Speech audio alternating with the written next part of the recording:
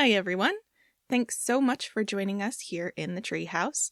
Before we start our discussion of this month's entry into the Positive Masculinity playlist, I wanted to remind you to check out the show notes for the list of sources we use in this episode, as well as a list of content warnings. If you would like to connect with us or share ideas for future episodes, you can find us on Blue Sky, Instagram, and Facebook at A Safe Place for Boys, or email us at safeplaceforboys@gmail.com. Thanks again for listening. Stay safe out there and enjoy the show. He'd be so much better. Anyone would be better. A dog would be better. A baby would be better. A literal rock would be a better president. That is not the point of this guy. So what do you want me to agree with? Can I finish the question? I don't know. Is that what you want? Because if that's what you want, then I'll give it to you. Oh my God. I feel like you're pretty deliberately not doing what Channing Tatum. Channing Tatum? God damn it.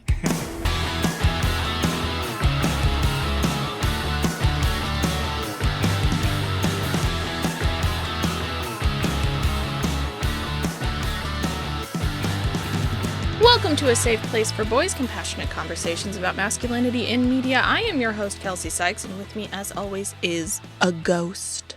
Dr. Spencer Todd Bennington, PhD. How are you, Spencer? Whoa,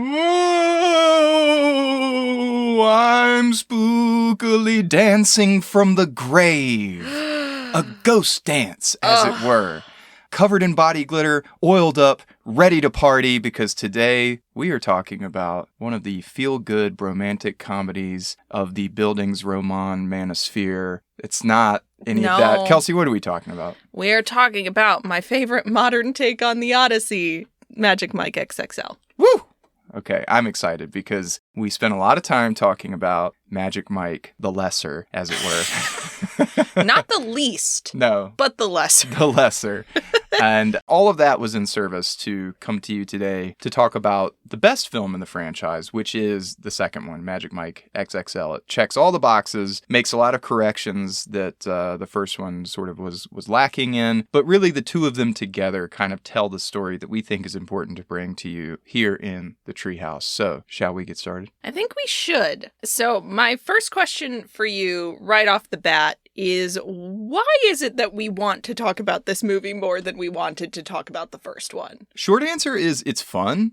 Yeah. Way, way, way more fun. I think I made a joke about the first one being the sort of A24 art student movie where it's like, wow, isn't life sad even when it's beautiful? And I feel like this one is more like, it's fun to be a stripper. Yeah. Well, in a way that's not trivial. And I think that's the sort of underlying importance of this movie. The first one had to be a cautionary tale in some ways to be taken seriously. Mm-hmm. Because it's not always fun to be a stripper, obviously. But this one got to then say, now, but wait a minute, hold on. It's not all bad. It's not all Adam Pettifer, whatever his name is. Pettifer. It's not all Adams out there. It's not all Dallases out there. Mm-hmm. That in fact, there are some redeeming qualities for the male entertainers and for their audiences and for the industry as a whole, that this perhaps serves an important role for many, many people. And it can be fun and it can be freeing. And we can all just have a freaking good time watching Joe Manganiello take a shirt off. You know, like absolutely. And that's why we want to talk about it. But that's also why we had to talk about the first one. You have to eat your vegetables if you're going to have your pudding. Yeah. You don't understand quite how much fun this second one is if you don't know something about how bleak some of the circumstances these characters have been in before were. Right. It doesn't feel particularly like liberation if you don't know what you're being liberated from. Yeah, we can't measure the growth and development of the individual characters in this movie without seeing just how sort of caricaturized, mm-hmm. Is that how you say it? I think caricatured they were in the first movie. And more importantly for our discussion on this podcast, Magic Mike XXL gets a lot of things right when it's talking about the dynamic between male entertainers and female audience members, mm-hmm. and the positive impact that male strippers can have on their audience members and in ways that the first one just like sort of paid lip service to, but really was just kind of still greasy at the core. Greasy in a bad way, not greasy in a fun way. This movie's greasy in a fun way. Yeah, greasy in a Matthew McConaughey way. Right. And I think part of it is also, we talked about the marketing of that first one last time and how so much of it was about this, like, you're going to have a fun night out with your girlfriends.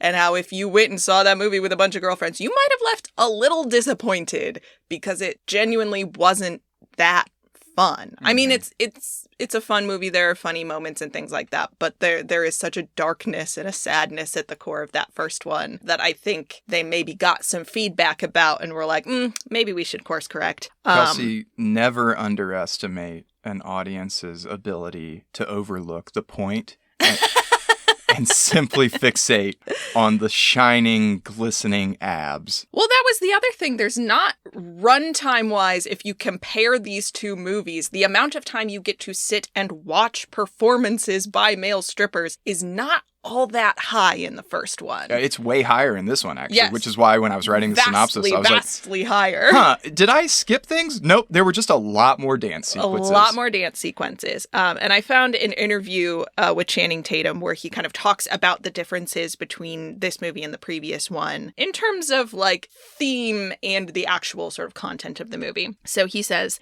"It's definitely lighter. It's definitely more fun. It might be a little bit more up the alley of some things that people were expecting out of the first one. I would say it's less dark for sure. I think we had to go into a little bit more of a slice of life dark manner to show proof of the world, because it's not a savory world always. There are very dark pitfalls that you can fall into. Some people make it out, some people don't. For some people, it's their whole identity. Some people are just stopping in on a stop in their life, but this one is really more of a buddy movie in the world of men trying to figure out who they are, why they want to keep exploring themselves, and that in turn makes them more interested in why women want what they want instead of men telling women what they should think is sexy. They are just going to ask them and then give it to them." So I think that's interesting as a sort of thesis statement about the theme of this movie. And so I will pose this question to you now, knowing that we will talk about this much more as we get into the synopsis. But do you agree with Channing Tatum here that... Yes, I agree with Channing Tatum on most all things. Right about everything. Channing Tatum for president. I mean, yeah. Oh, Lord. No, don't put that on him. He's good. Don't ruin him. Do you agree with Channing Tatum that as men get more comfortable with themselves, that they become more comfortable engaging in this kind of dialogue about desire with other people in their lives? Do you think being sort of secure in yourself as a person would make you a better, for example, romantic partner or friend, and more willing to kind of talk with people about what they want and how you can help provide that to them?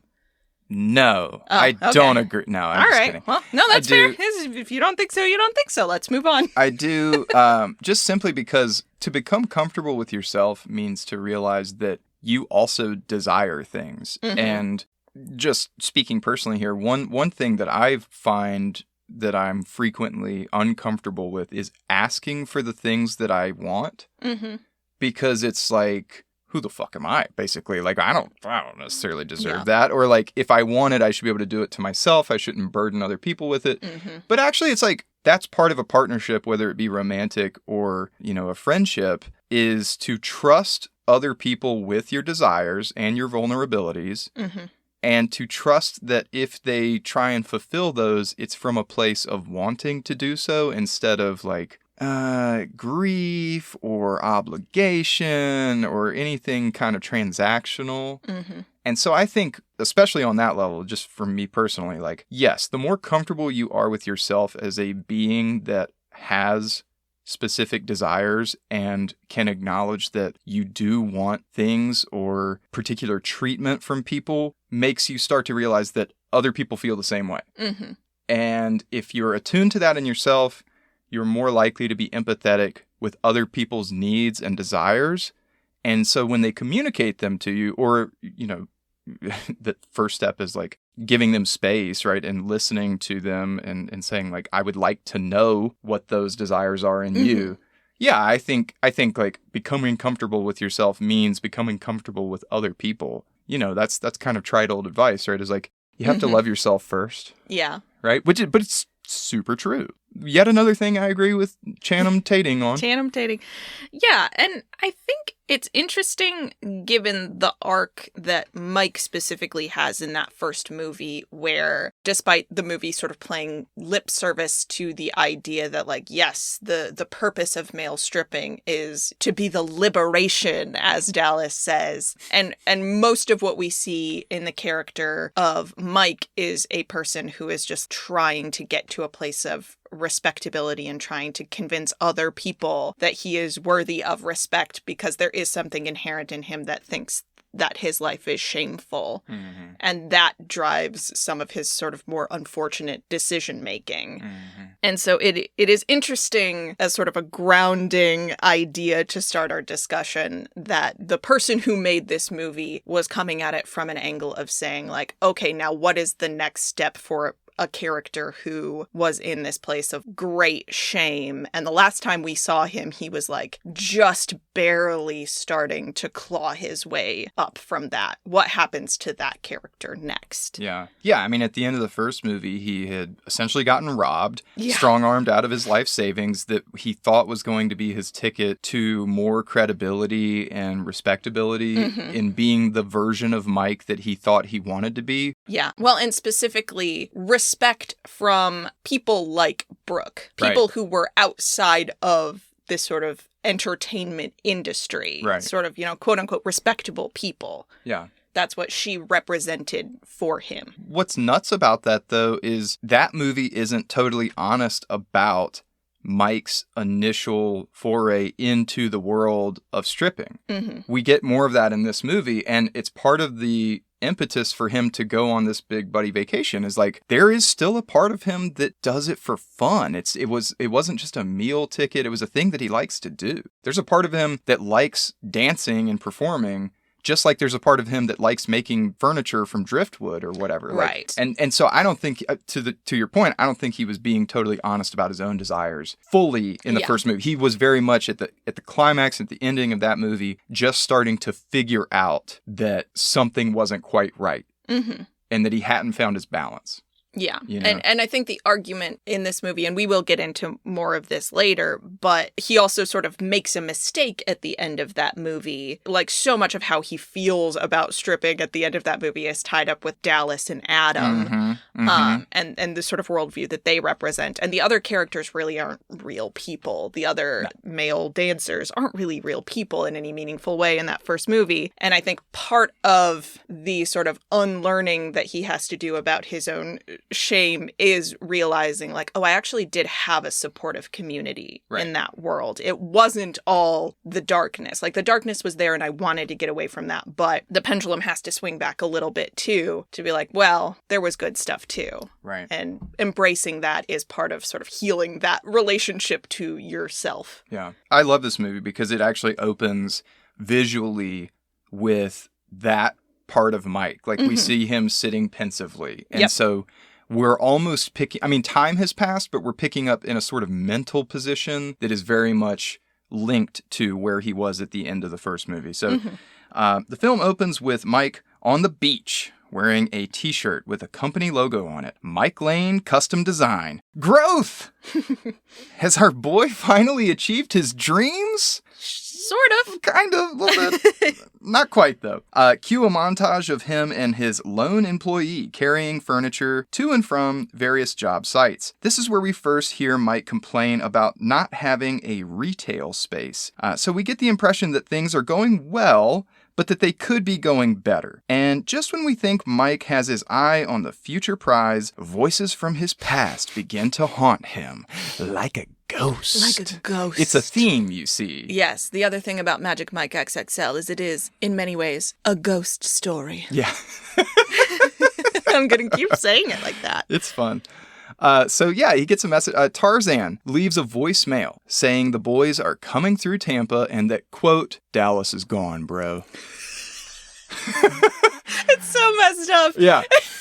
Mike, like us, interprets this to mean that Dallas is dead. This poor man, he is But he puts on a full suit. Yep. He has bought a sympathy card for who? I'm not really sure. Who knows? Maybe Dallas has family of some kind. And Yeah. it does not clue him in when they're like, yes, the wake will be held at what's the place called? The Dunes Inn and Suites. Dunes Inn, at just a motel. Yeah, just a Tampa-ass motel. Because actually, the boys just want to lure him to a stripper shindig at the old Dunes Inn and Suites. The boys are back in town and inform Mike that Dallas and the kid, quote, bailed on us and went overseas to perform in Macau. If you don't know about Macau, it's the Vegas of the East, except it's like 10 times more casinos than Vegas, actually. So Vegas is the Macau of the West. There you go.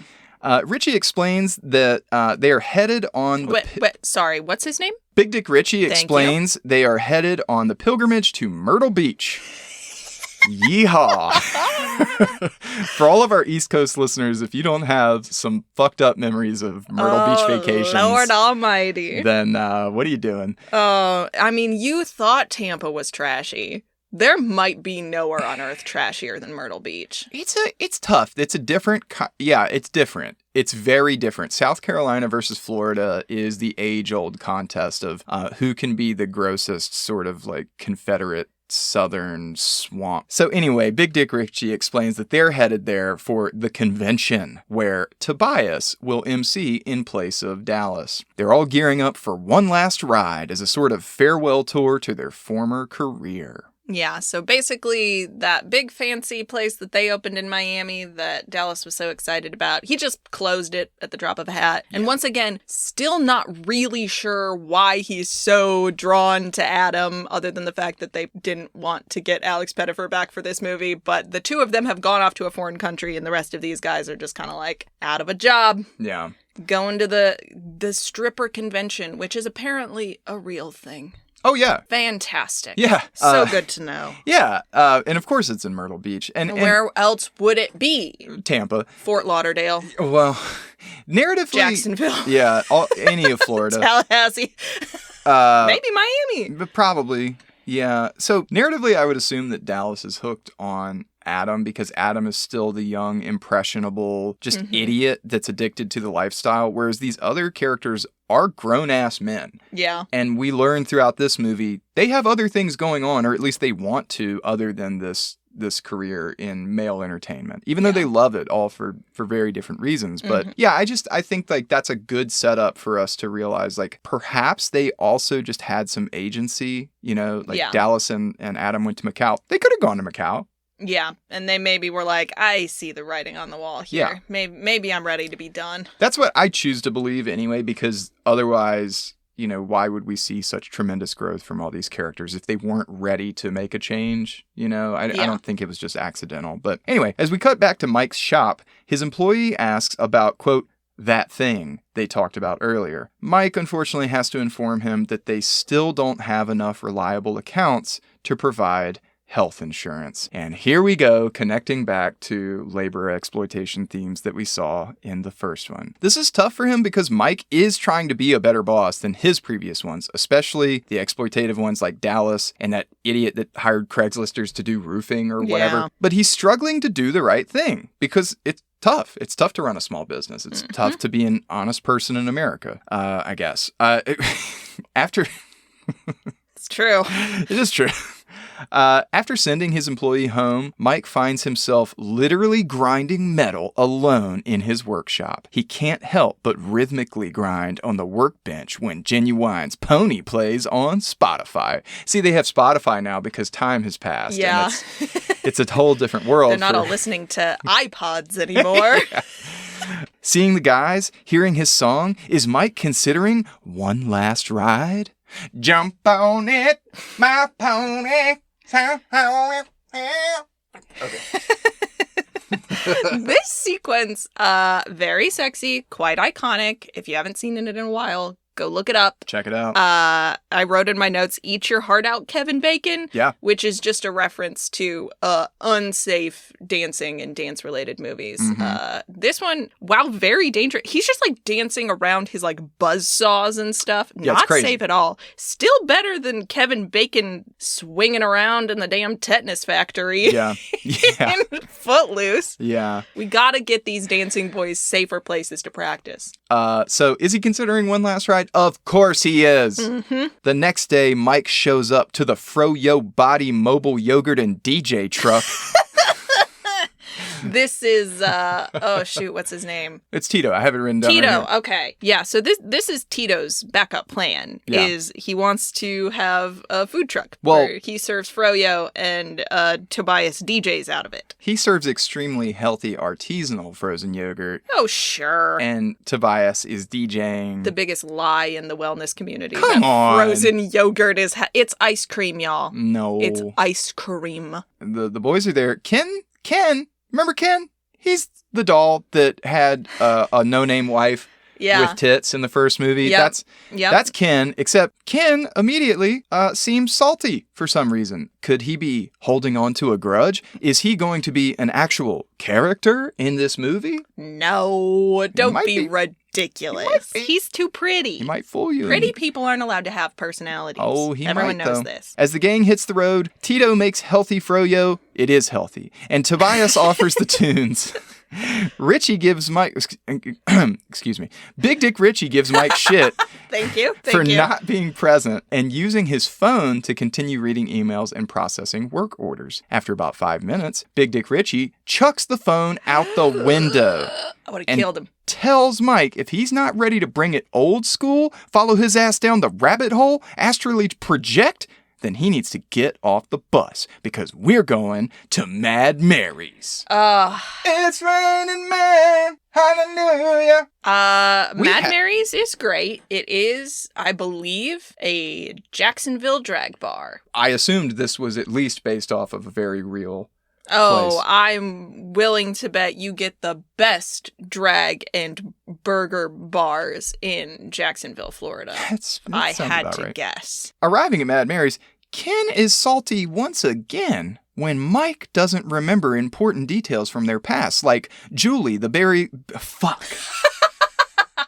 Ken is salty once again when Mike doesn't remember very important details from their shared past, like Julie, the barely legal paralegal. They're sitting around reminiscing, and Mike just keeps not remembering things that the rest of them have sort of deemed to be important, such as random women they met 20 years ago or whatever. Well, it was a funny story. It was something that is part of their shared identity. And so Ken kind of takes it as an insult, right? As if you've forgotten all about us and you've sort of moved on with your life. That's the kind of impression we're getting, right? I'm just reacting poorly to it from Ken, the man who was like, here's my nameless wife. You want to grab her tits? What do you mean you don't remember the name of the paralegal we talked to once a million years ago? Mike, how dare you? Don't worry. Come on, Ken, get out of here. Don't worry. Ken's nameless wife got a name in this movie. Oh, yeah. We'll learn about her in a while. But anyway, before that, Tori Snatch invites all the budding queens of the swamp to compete for a few crisp hundos on stage, and Mike says he's about to dig that rabbit hole for Big Dick Richie. You want to tell me I'm not being cool enough for you, Richie? I'm not down to clown? Watch off. me. Vogue off. And one extremely important question I had about this amateur night dance contest in the drag bar is this. Where does Tobias get a Chiquita banana costume? You think a drag queen bar does not have every type of costume you could ever possibly want? We don't see him go backstage. We see the boys step up on stage, they start voguing, and then Tobias comes out fully Chiquita bananaed. Yeah. Okay. They also are good. Okay. These are theater kids at their heart. They can do a quick change, Spencer. That's true. Also, it could have been his own. We know they have various props and costumes on the bus. This just might be Tobias's like pajamas for all we know. He's got the like fruit headdress thing in the big sleeves. He looks great, and he wins the competition. Tobias did? Tobias does, Oh, I didn't even pay attention to that. Yeah, this is what happens when you commit to a bit. The rest of them didn't take the time to go put on a costume, and so people were less impressed with them. I feel very bad for the two non-stripper people who started the voguing contest, because they kind of get shoved literally to the back of the stage and just have to stand there and watch. And that's where we're going to pivot and talk about how this movie's actually very homophobic, because... Yet again, we see Channing Tatum and Joe Manganiello decide to put these beautiful queer boys back in the closet. Wow. And thanks, steal Gabriel money Iglesias. From them. Yeah, and steal their money. No. Rob. No, but in all fairness, okay, they again, were voguing the best. The other guys were dancing well, but the voguing was amazing. Yeah, listen, voguing is a specific skill set. And not everyone has it. Just because you're good at dancing doesn't mean you're good at voguing. I thought specifically. It just had to do with, like, making that box shape around your face. You know, like with your hands. It is a lot of angled hands. But that is a part of it. My guy was, like, bending his elbow backwards and pop locking in impossible ways, and it was but it's also about what Tarzan did, which was not really do much dancing, because again, Tarzan doesn't really dance. Right. He got up on stage and just used his hand to mimic like a compact mirror, and then pretended to put lipstick on. Yeah. And people also seemed excited about that. So, you know, it's a multifaceted art form. Voguing. Pantomime. Dance-o-mime. How well do you think you'd do in a Vogue competition? Well...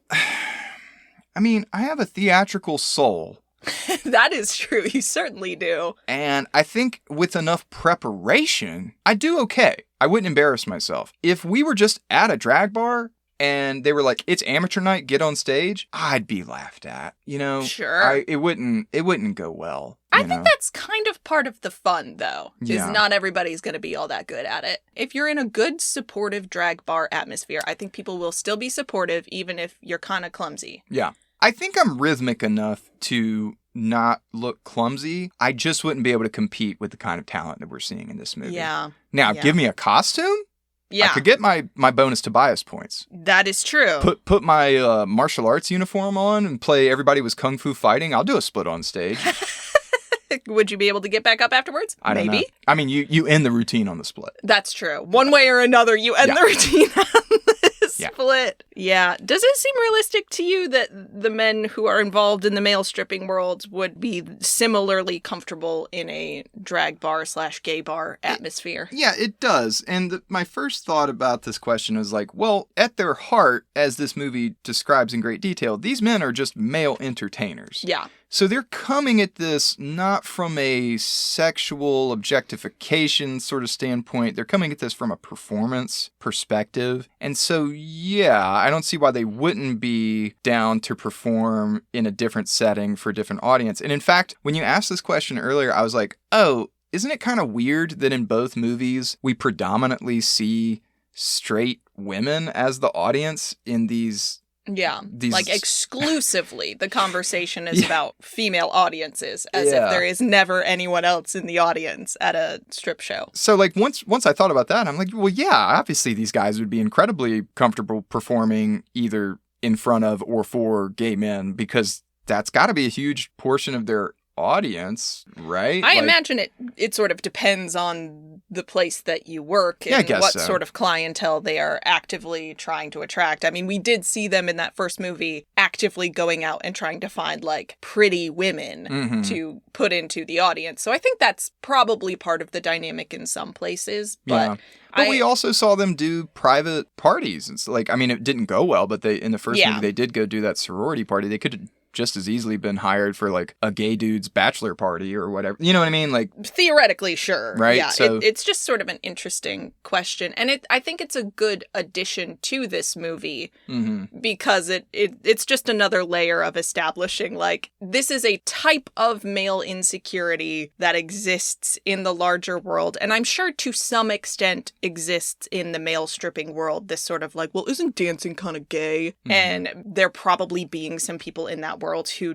do want to try to distance themselves from things that could be seen as gay. Yeah. And I think it's kind of comforting that this movie so early in the runtime is like, that is not part of the dynamic for these guys. Right. There are some male insecurities at play in this story. That's not one of them. These men are not going to be insulted if somebody thinks that they're gay for a minute. That'll be fine. They'll survive. Another thing, too, that I think is really important is the sort of like stereotype from the way back in the Boys Beware days that somehow an audience of gay men would be more lecherous or prone to sexually assault a performer than an audience of women. And that's not true. It's super not true. I cannot imagine that is true. But that I feel like is a cultural stereotype that even I have to remind myself, like, no, like that's not true. Like, and that's not even likely. I don't know, but it's something that we've kind of been programmed to think of. When you imagine the words sexual predator, you see creepy weird dude with pencil mustache lurking in the bathroom. And it's because of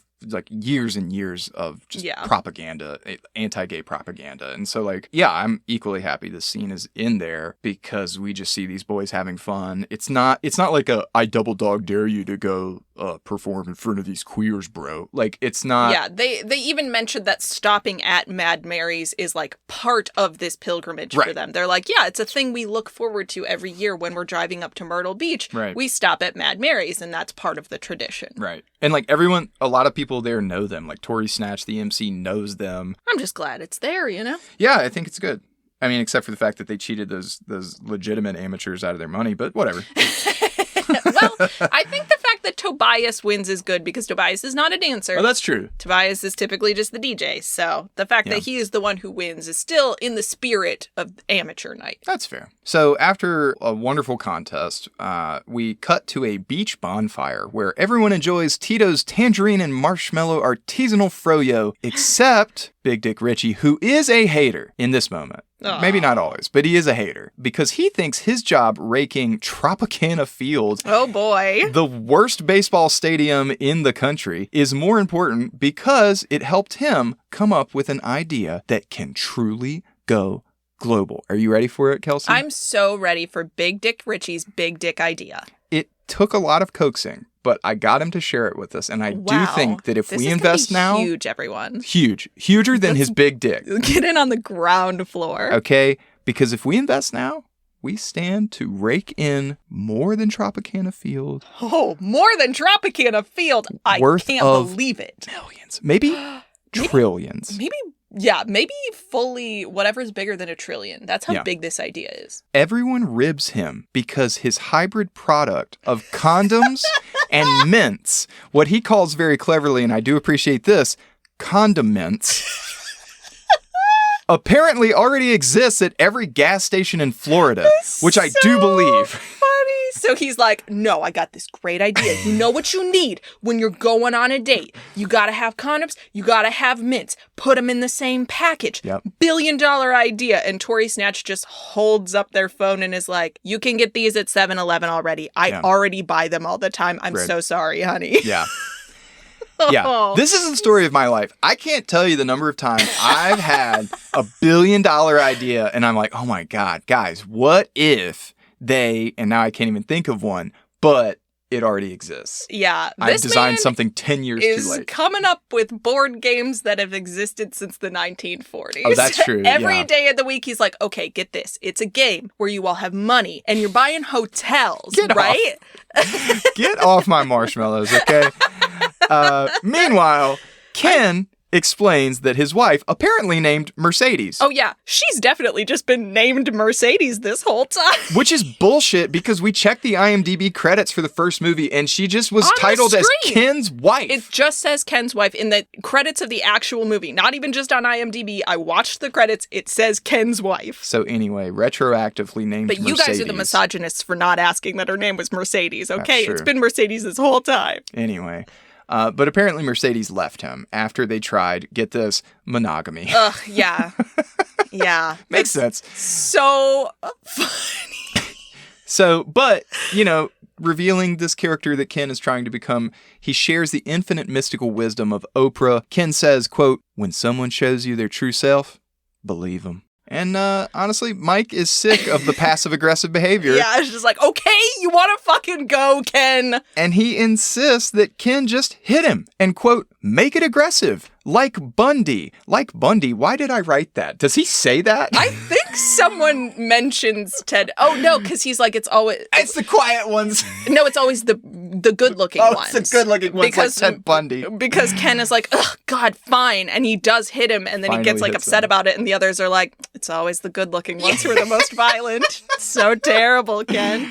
Oh, man. Yeah, this moment is very interesting to me because it is another moment where it's like we're raising a sort of specter, a sort of aspect of toxic masculinity in the form of physical aggression in the place of talking about your feelings. And it is good in my mind that they picked Ken for this moment because he is even more so than Dallas, I think. That scene with, of course, his wife, who we all know is named Mercedes, and just sort of like passing her around without any real input from her is so egregious. And so to have like that be the character who's going to be like, all right, now we're going to address a very overt aspect of toxic masculinity via this character and Mike is kind of interesting. And he is a little Ted Bundy-esque.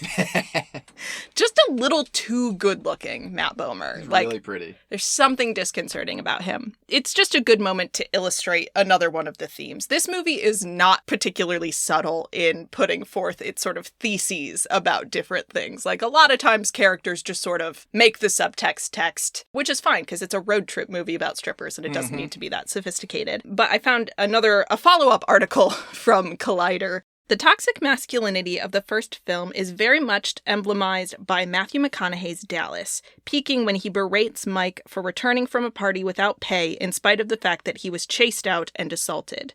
Without Dallas to hold them back, the remaining characters and their relationships have much more breathing room to explore their friendships and themselves. Take, for example, the aforementioned beach scene when Mike insists that Ken, Matt Bomer, the soft and spiritual member of the group, punches him to put aside any negative feelings he might harbor towards him for leaving. Upon Mike's insistence, Ken strikes him only to immediately regret his actions. There are a lot better ways to handle that, he says to Mike, and the laughing men surrounding them, enraged by their juvenile behavior. It's a small moment, but one that deftly showcases the directions that these characters aspire to grow in. With Dallas gone, they're finally free to be themselves without a hypermasculine, cash-obsessed patriarch running the show. And that, of course, was from writer Orestes Adam from Collider. So, my question is this sort of hit each other in the stomach to resolve our issues with one another technique effective in real life in your experience? Or is Ken right that this is a sort of toxic masculine behavior and they would be better off resolving it some other way? So this one is a trick question because I don't know if you know this, Kelsey. I've been doing martial arts for about 20 years. What? Yep. That doesn't make any sense. When? With what time? Yeah, surely I would have seen you at some I know. point. I do live in this closet, so... Is that what all these white uniforms are hanging up in here? No, I was also a sailor. So anyway, this one's tough because, like, typically this toxic behavior of wanting to hit each other is sort of explained away in a Freudian sense of, like, men have no other way that is societally accepted to touch one another and to become intimate other than physically fighting. Like, they're not allowed to hug. Men don't kiss in like, Western cultures a lot. They don't hold hands. They don't grieve in sort of, like, physical ways or anything like that. They're not supposed to cry. We already talked about dancing being, like, potentially labeled as queer behavior.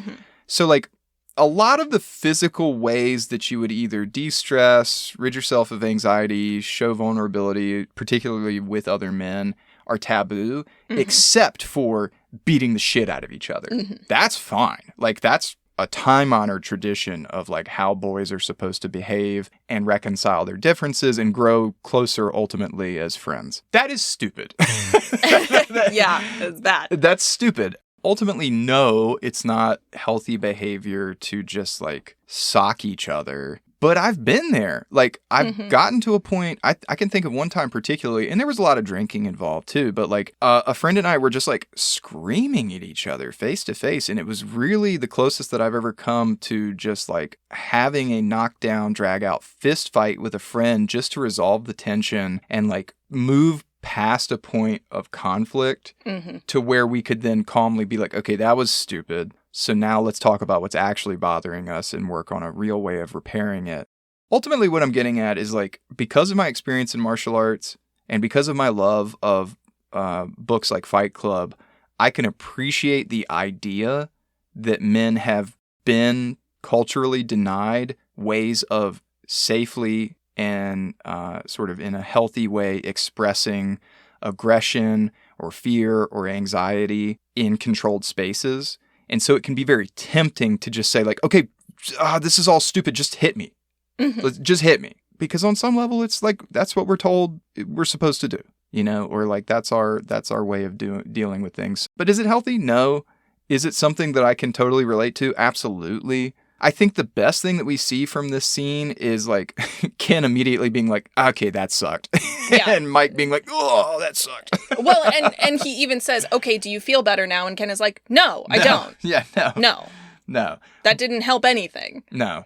But it at least checked the box of like, here's according to the manual of bros what we're supposed to do in a situation like this. Okay, well, that didn't work. Okay, I guess we better like do some touchy-feely shit and maybe like talk to each other about what's actually bothering us. Yeah. It feels a little like doing due diligence when Mike suggests it, where it's like, you're mad at me for something that I can't change at this point. I can't go back in time and have behaved differently. And also, Mike is not in a place where he feels like he needs to apologize for his behavior because he's like, Dallas didn't treat me well and I left. The rest of you guys made a choice to go with him. That's not my fault. And I'm sorry that like we haven't kept in touch properly or whatever. But he is saying like, I didn't do anything wrong. You're not necessarily doing anything wrong. Let's just like try to get rid of this bad feeling in the way that we're told is socially acceptable to do. And if that still doesn't work, well, fuck it, we'll try something else. But like, it doesn't feel like it's coming from a place of, I'm really mad at you and I want us to hit each other. It comes from a place of, you're clearly like unhappy, you're upset, you're in a place of distress. Here's a release valve. Try it.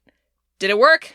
No? Okay, fine. We'll do something else now. But it is interesting how it's presented. Yeah. And again, I'm glad the movie chooses to push back on it immediately after instead of reinforcing the idea that that works. It's just saying, like, this is a realistic type of behavior from these men, but also the movie is going to look at the audience in the eye and say, like, see? It doesn't work. Don't try it. Not only that, but the movie treats this as the joke. Like, oh, yeah. This behavior, that's why everyone around the campfire is like, oh, it's always the quiet one. Or the extremely cute stupid, ones, the that Bundy thing you ones. guys just did. Yeah, that was dumb. Yeah. Like, everyone is like, what the fuck are we doing? Yeah, you guys are we're having a nice time here. You're ruining the vibe. Yeah. Afterward, Mike retires to take a beach piss, probably a little bloody, because Ken did hit him real good in the gut. It was a good hit.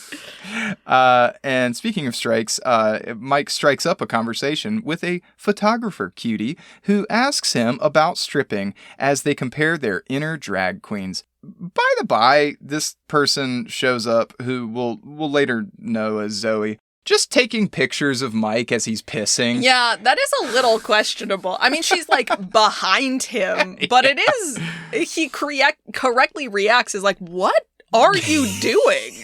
This is not appropriate, ma'am. But anywho, after they chat for a bit, Mike decides not to take the cutie, later to be known as Zoe, on a sailboat to an island in a strange, rambling way of saying that he's in a weird place romantically. Yeah, we see yet another example of Mike kind of fumbling on an interpersonal level. The same way that he sort of does with Brooke, the first couple of times he tries to talk to her. Hey, yo, so Adam said something about breakfast. Yeah, and then the other time being like, do you want it? We could eat the food with our mouths, and we could be at a table and eat food and be together while we eat food or whatever he says. This time he's like, yeah, I know that island, what happens on that island for me on that island, and I don't think For me, on that island... Personally? As a person? It is kind of hard to tell in that scene exactly what he's talking about, but it does essentially boil down to, like, if I go to this, like, private island with you to, like, a sub-party off of this bigger party that's happening on the beach, there will most likely, like, we'll have sex with each other, and I'm not really in a place right now where I want to, like, dive into some of that, and it's nothing personal, you're great, you're fine, and she kind of reacts like, oh, wow, so you just assumed, like, I was gonna have sex with you, it's crazy, but, like, very much in a way of, like, well, I did. Yeah. I did, and I'm being, like, very, very gently rejected right now. And okay, cool, great. You see her kind of just, like, have to do the deep breathing of, like, oh, yeah, no, cool, fine. Yeah, no, totally. I didn't really want to. No, it's fine. No, like, whatever. It's cool. It's nice to meet you. Have a good night. It's not like you're Chatham Tanning or anything. It's not like you're Stockard Channing or anything. Fucking Rizzo.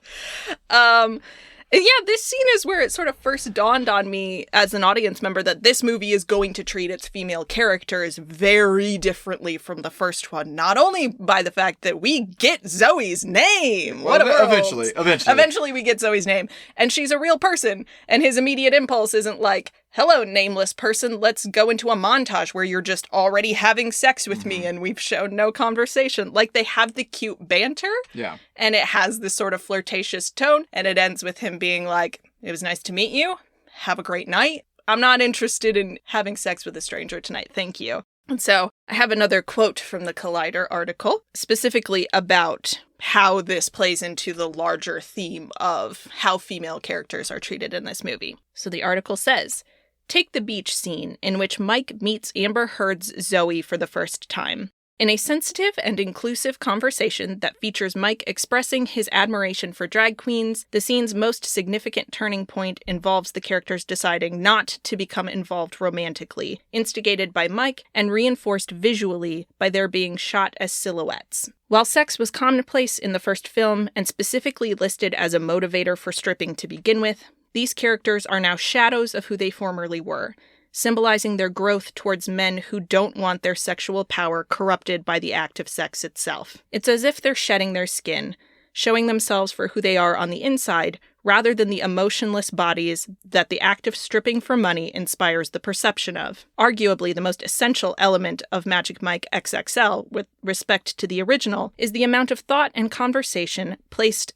in favor of the female gaze. In this film, the boys consistently discuss how women's adult entertainment differs to that of men's. It's not like Hustlers or Showgirls, where women stripping are viewed as empty sexual vessels. Over the course of 2 movies, these men evolve from people trying to escape the crudity of their profession to men attempting to transform their sex appeal into something deeper, something that empowers women through serving a sexual fantasy that's just as tender as it is erotic. So this is sort of an interesting turning point a little bit where, you know, we're saying, like, if this movie is about a man trying to, like, figure out who he is on the inside and what he wants and why he is making the choices that he is making, we see Mike saying, I am in a position to use my sexual and social power to gain access to women in this way. And honestly, I'm not really interested in doing that right now. Whereas the first movie sort of takes that for granted as part of why you would want to be a part of that world in the first place. That is like Adam's whole interest. I want money, I want access to women, I want power. And this movie is sort of bit by bit saying, like, sure you could, but you don't have to. There are other reasons that people might do this work. Yeah, and even with Mike's character in the first movie, we see that as the sort of trap that he falls into, or the vice that he, like, allows himself to take on when things go badly. Well, and this is, for Mike as a character, also his way of saying, you saw me in a particular dynamic before, to the audience, not to Zoe, saying, like, the way in which I was involved with Joanna, for example, who was a person who was very enticed by superficial things about my life, and the sort of access that I could give her to certain things that were exciting to her was really hurtful for me in the long run. And part of what he is saying when he's doing that, like, for me, I know what happens if I go to a particular party with a beautiful woman that I have just met and all she knows about me is that I am a stripper. He is sort of making unfortunate assumptions about her, but he's saying, like, I know what kind of patterns I fall into, and if you are even a little bit like Joanna, that might happen again. And both for your sake and for mine, I don't think that's a good idea. So as we move forward, the next morning, as Mike wakes up, Ken is already meditating on the beach. And don't worry, he got a lot of his negativity out. You know, he's really centered now. Yeah, That's all it took. He's the kind of guy who lights sage now and denies giving power to evil by speaking its name. He is a level 3 Reiki healer, okay? And we don't know that yet, but we can sense it. Yeah, it's in his aura. Yeah. Ken has kind of the aura of a healer. Yeah. And he's really trying to step into that. And that's important. Power. That's important. So hang on to that. We also find out that Ken was a TV star in a Tide commercial, but now his agent has him doing YouTube ads.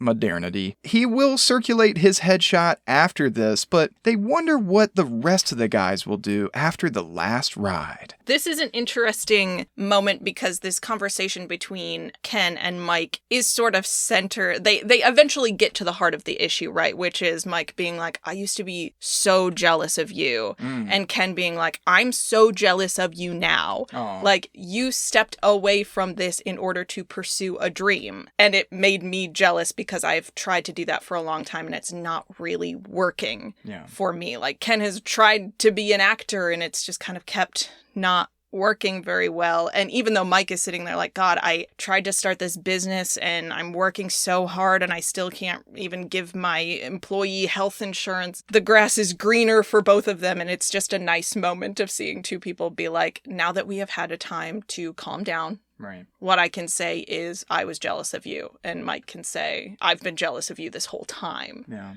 And it's just nice. It is nice. And after we have that nice moment, Tito and Big Dick Richie emerge to answer the age-old question, did you bang it? Did you bang it? Did you bang it? Did you bang it? It's so bizarre how these grown-ass 40-year-old men talk about sex with each other. Hey. Did you bang it, though? Did you bang it? Did you bang it?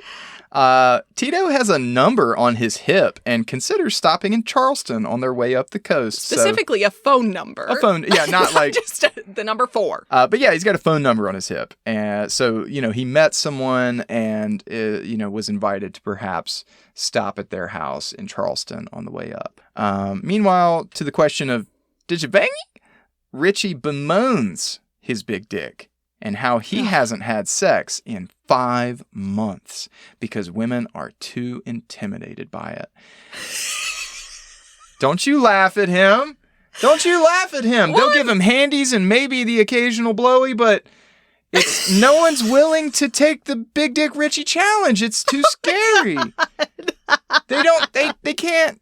It's too much. I mean, it's incredible to me that the movie treats this as an actual problem, because, listen, there's plenty of Cinderellas out there for you, Richie. Put a post on Craigslist. You'll find them.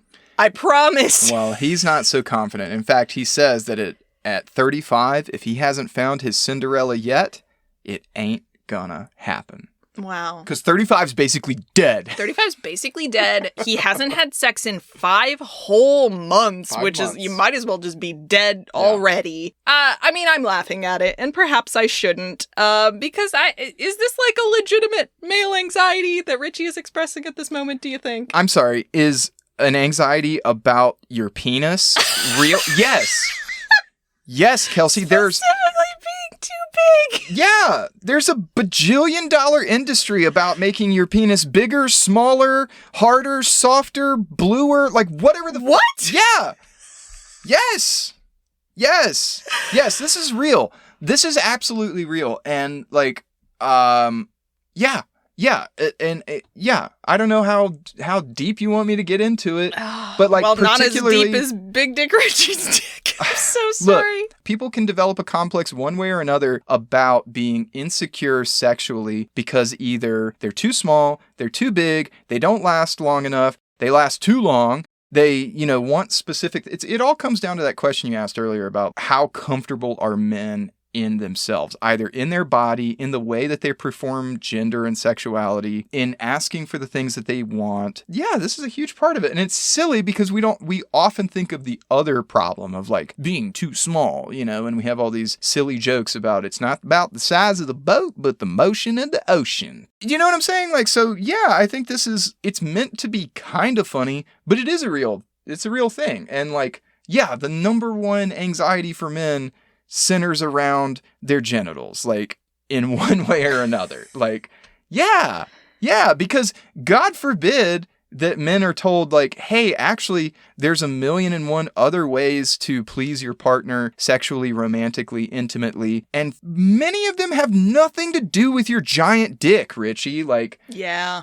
And that's the thing ultimately that this character's trying to reveal to us. His anxiety is that he's not good enough. Yeah. The dick is the symbol. Like, it's just like he as a person isn't worthy or isn't deserving or is somehow flawed in a way that he can never mitigate or that people won't forgive him for. Beyond that, even, he worries that he sort of doesn't have a place in the world. Like, right. All of the other... He literally doesn't fit in. Yeah, all of the other men, sort of with the exception of Tarzan, who we learn almost nothing about, although we do learn two pretty significant things about him later. All of the other men have some kind of backup plan. Ken can kind of fall back on his acting stuff. Tito and Tobias have this sort of business idea that they want to try, and they've clearly already started working towards it. They have, like, the frozen yogurt truck already. Mike has a business already. But Richie really is the odd man out in a lot of ways, which is why he is playing such a big role in this movie. He is the one who's like, no, we have to go to the convention. We have to get the band back together. We all have to, like, do this together, because he has the most fear about what happens next. Yeah, I agree with that. There is a question of, like, what is his plan? And the only other skill that we see that he can do is sewing. Like, we know, like, that he makes a lot of the costumes, or at least repairs them, but that doesn't really come up in the same way that the froyo, the DJing, what are the other, the acting, furniture, making. Yeah, all that stuff. Even like Tarzan is like an artist. He's the one who like paints the mural on the side of the van and stuff like that. Right. Yeah, they all have marketable skills, and Richie is very much trying to figure out who he is, which will come up, in the next bit. Yeah. As they hit the road, Tobias offers everyone Molly in an Altoids can adorned with a Lao Tzu quote about how opportunities seized multiply. So stupid. This is such a Tobias move. Yeah. He's my least favorite character. Oh. I'm sorry. Well, he's a lot less problematic in this one than he was in the first one. We'll just say that. Kind of. I guess. In both movies, the tension that he creates is surrounding drugs. Related. Like, I don't know. Tobias is a bad influence and, like, not a very smart person. No. I don't know that he is, like, malicious. No, he's just an idiot. Yeah. And as are all of these boys, they're absolutely a hot mess. The squad discuss the lineup for the show, where Mike suggests that they do, get this, new routines instead of the same old shit. No. New things. Can't. Yeah. I can't. I've done the same routine every day for the past 15 years. I can't just do a new one now. This is where we see more of the Richie anxiety, because Mike asks the hard questions like, do you want to be a fireman? You do a fireman act, Richie. Have you ever in your life wanted to be a fireman? What's the one thing we learn about Richie in the first movie? It's like, well, no, I've got that fire thing. He's afraid of fire. He's afraid of fire. It's not a fireman. Do you even like the song you listen to? Yeah, it kills. But did you choose it? No, Dallas did. Daddy picked it for me. 54 minutes later, they are straight rolling.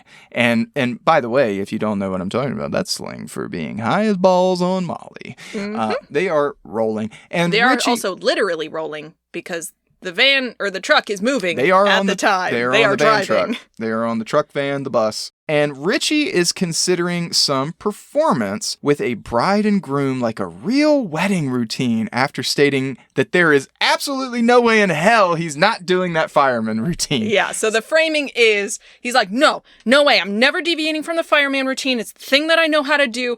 And then the screen goes 54 minutes later and he's lying on his back. He's like, okay, no, it's a wedding and I'm wearing a tuxedo and I come out into the audience and I give a ring to a real woman and I bring her up with me. Oh my God, this is going to be great. Yeah, I love this part. This is when they pop out of the van and Mike gets Richie to admit, quote, "You are not a fireman." Richie in a breakthrough says, quote, "I'm not a fireman. I'm a fucking male entertainer."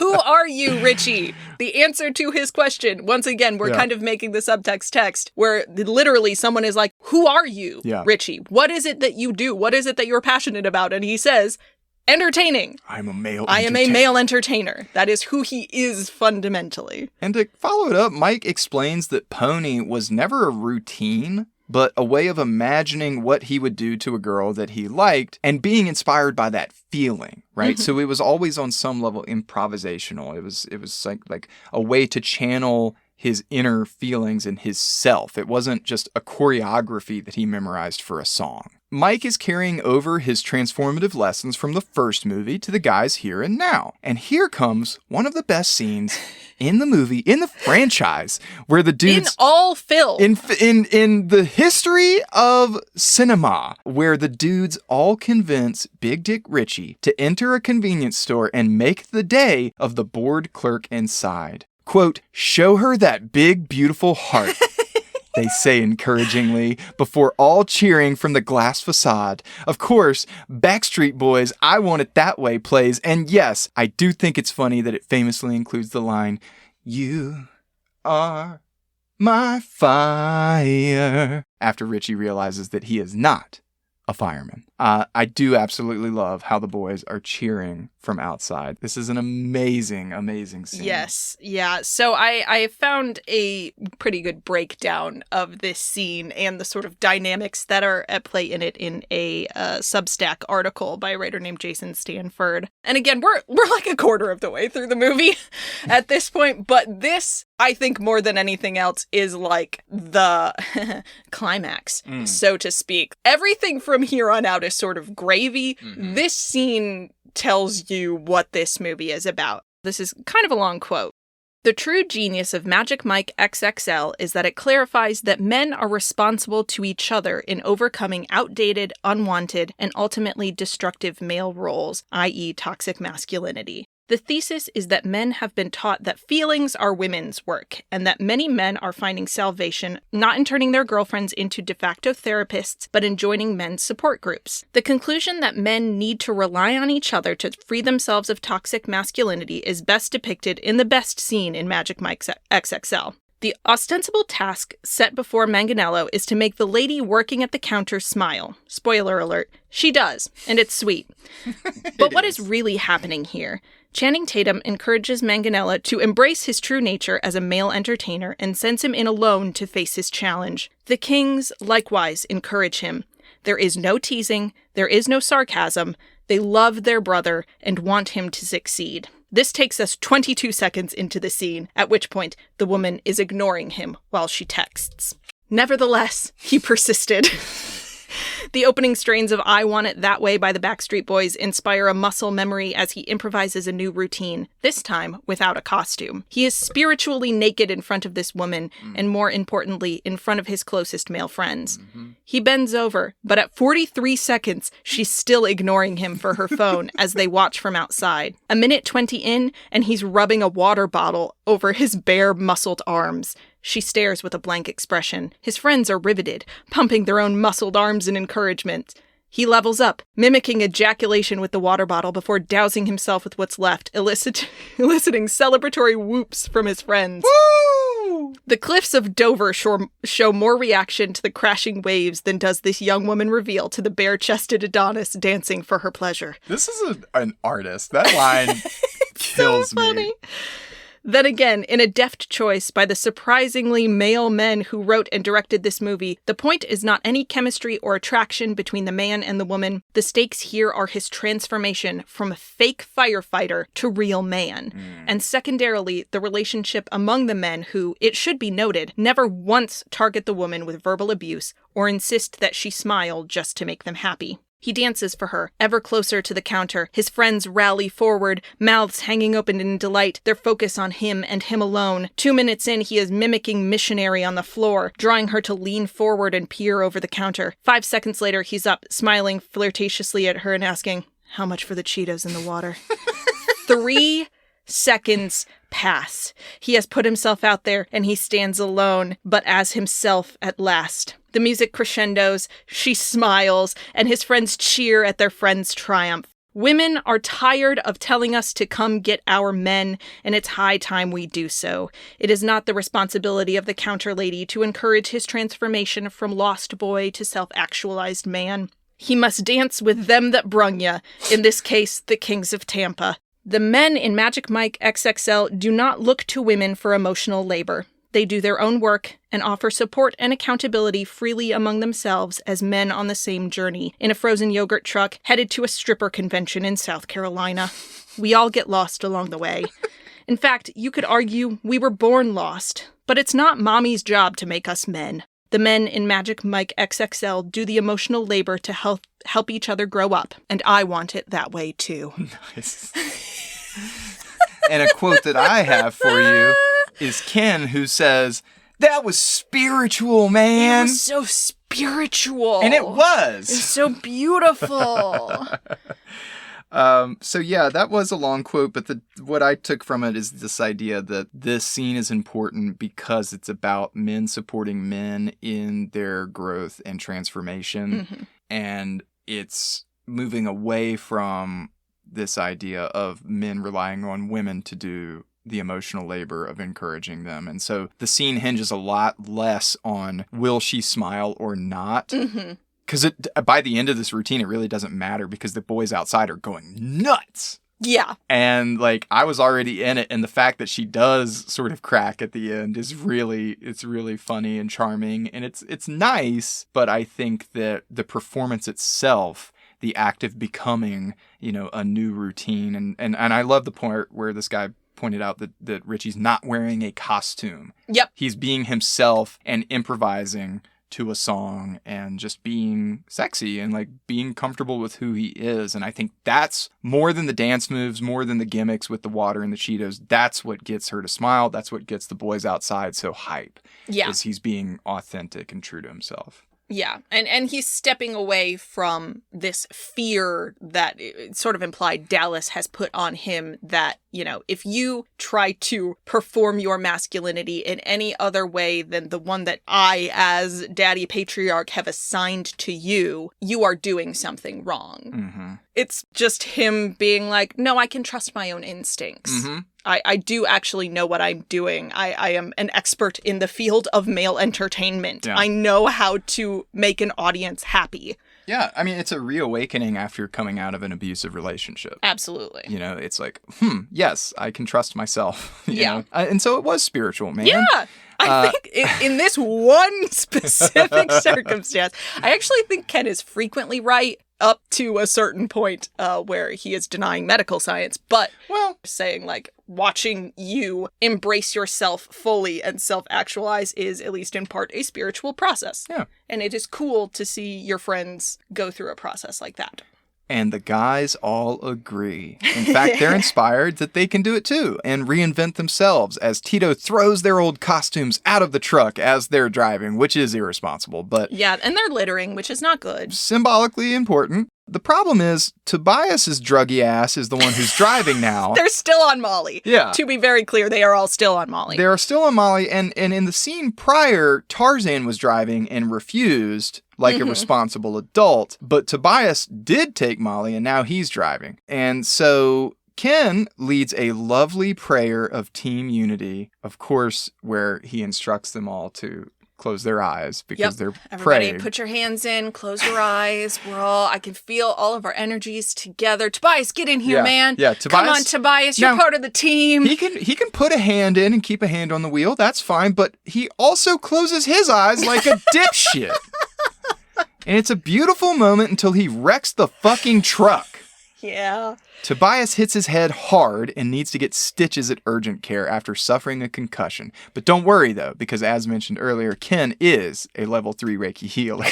Oh my God. Also, super don't worry, Ken reminds us that, quote, we are exactly where we are supposed to be. And you gotta get that anger out of your heart chakra, bro. It's toxic. Yeah, they're all, understandably upset that their ride has been totaled, basically, and their driver is in the hospital now. Yeah. And Ken is just like, you gotta let it go, man. Yeah. Richie specifically has a meltdown, and Mike reveals something here. He tries to wrangle him by admitting a vulnerability and saying that it's not like he has this perfect escape plan of the furniture business, because this is where he tells Richie he has one employee who he can't even take care of. And on top of that, despite his bacon and mimosa proposal in Downton Abbey on the weekends, Brooke, who has been suspiciously absent in this film so far, wanted something different.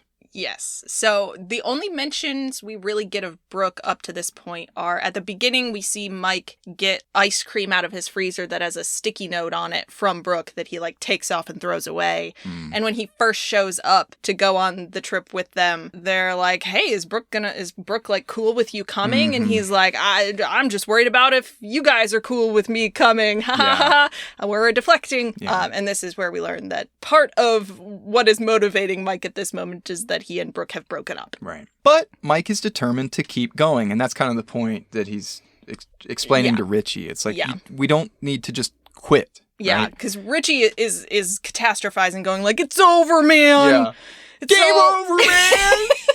Game over, man. The aliens are just going to eat us now.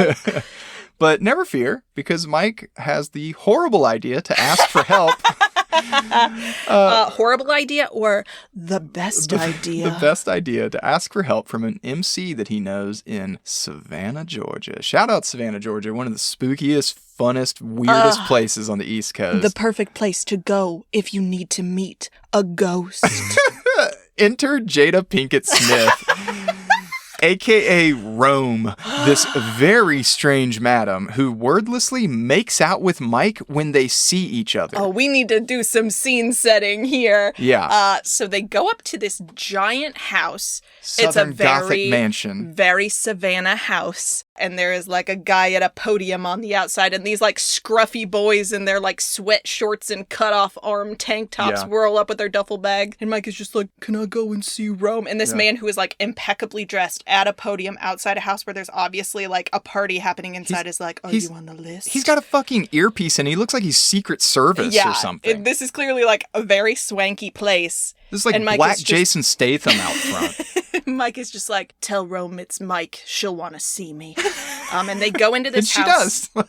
And every room is sort of a different vibe. And so there are dancers moving around, and there are just patrons moving in between these different rooms, and different music is playing in each place. And some of them are much more energetic, athletic. I mean, stripping performances still, but there's different vibes everywhere. They lead him up the stairs and they knock on the door, and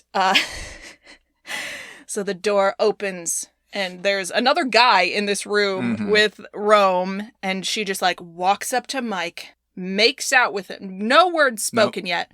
Makes out with him. It's like, sit down. She turns to the other man who is in the room, who is just a shirtless man that she has been doing something with. And she's like, Malik, I'm so sorry to interrupt, but a ghost is a ghost. And he knows exactly. And Malik is like, say no more. Yeah. And leaves the room. And it's the best thing I've ever seen in any movie ever. Pretty cool. Don't know why Rome talks like this. Because she's awesome and she's Savannah as fuck. I wrote down she talks like an oracle. Yeah. Like she's receiving visions of some kind about Channing Tatum as a stripper and just trying to be like, our souls were intertwined once. And everyone else is just sort of like, okay, hi. Hey. It's very, very funny. Hey, what's up? I'm Ken, and this is my friend Big Dick Richie. Sorry, Malik, but a ghost is a ghost. And they do catch up to discuss topics such as Crocodile Dundee, a.k.a. Dallas. Rome has some cool lines explaining the significance of her name, like, quote, freedom had a small price in the Roman Empire. People value beauty more than freedom. Which is why she now runs a subscription-based strip club. Yeah. That's how she explains why she's going with a subscription model. Yeah. Because in ancient Rome, people valued beauty more than freedom. So she explains she runs a club with a membership, but then, Michael Strahan shows up to kind of show us what it's all about. Oh my God. Because why do you need cryptic explanations when you could just see Michael Strahan strip? And so my question was, is this a more convincing depiction of men serving women, or about the same as the first movie? Is it better, worse, or the same thing for the performers if Rome manages a subscription-based harem? Well, it's not a harem. It's still a strip club. They're still just stripping for the most part. We didn't see all the rooms. I mean, listen, if she has other services she's providing, we do not see them on screen. I had the same question for you because I can sort of speak to an audience perspective, but not a performer perspective. And I can. Well, I was just wondering, just seeing sort of the layout of this house, it's much more interactive for the audience, right? Women can kind of move in and out of the rooms as they want to. It seems like this is a place where they are really encouraged to physically interact with the performers. And because it's all sort of women standing around the exterior of a room and the man performing in the middle, he can kind of move from audience member to audience member much more fluidly and get multiple people sort of involved in the dancing all at once. Higher risk of hitting your head on the corner of a coffee table. Absolutely. Or something, yeah. They have to be very aware of the space, or kicking someone in the face or something. Yeah. They're pretty crowded rooms. I think from an audience perspective, first of all, the subscription-based thing means that you have a lot more control about who comes into the space and who doesn't, rather than doing club. Sort of send your dancers out to just get the drunkest looking women to come in just so you can get their money at the door. You are relying on sort of a steady source of income. People are paying just to get into that house. They're paying whether they come to the house or not. It's a subscription model. They have steady income, so the dancers are not necessarily as reliant on the cash that they make during the performances. And I do think there is something to being able to leave a space quickly, but I also wouldn't want to be standing the whole time. None of this has to do with female empowerment. I'm just thinking on a practical level. Would I want to be standing around in a house? I don't know, maybe not. Some of the rooms they're sitting. Yeah. But I do think if what you're going to do is have a more sort of quote unquote intimate experience with these performers, you will get much more of that here. And my assumption, we talked about this a little bit as we were watching, my assumption is that there are people doing security in all of these rooms without not having a bouncer standing there crossing his arms. Mm-hmm. But I'm guessing there are people throughout that whole house kind of making sure that things stay kosher, and you can sort of more subtly get someone out if they need to be removed from the circumstance. And then you can say we are terminating your subscription. You will not be welcomed back here. So I do think there is some comfort in that. Also, it is a little bit more claustrophobic. Yeah.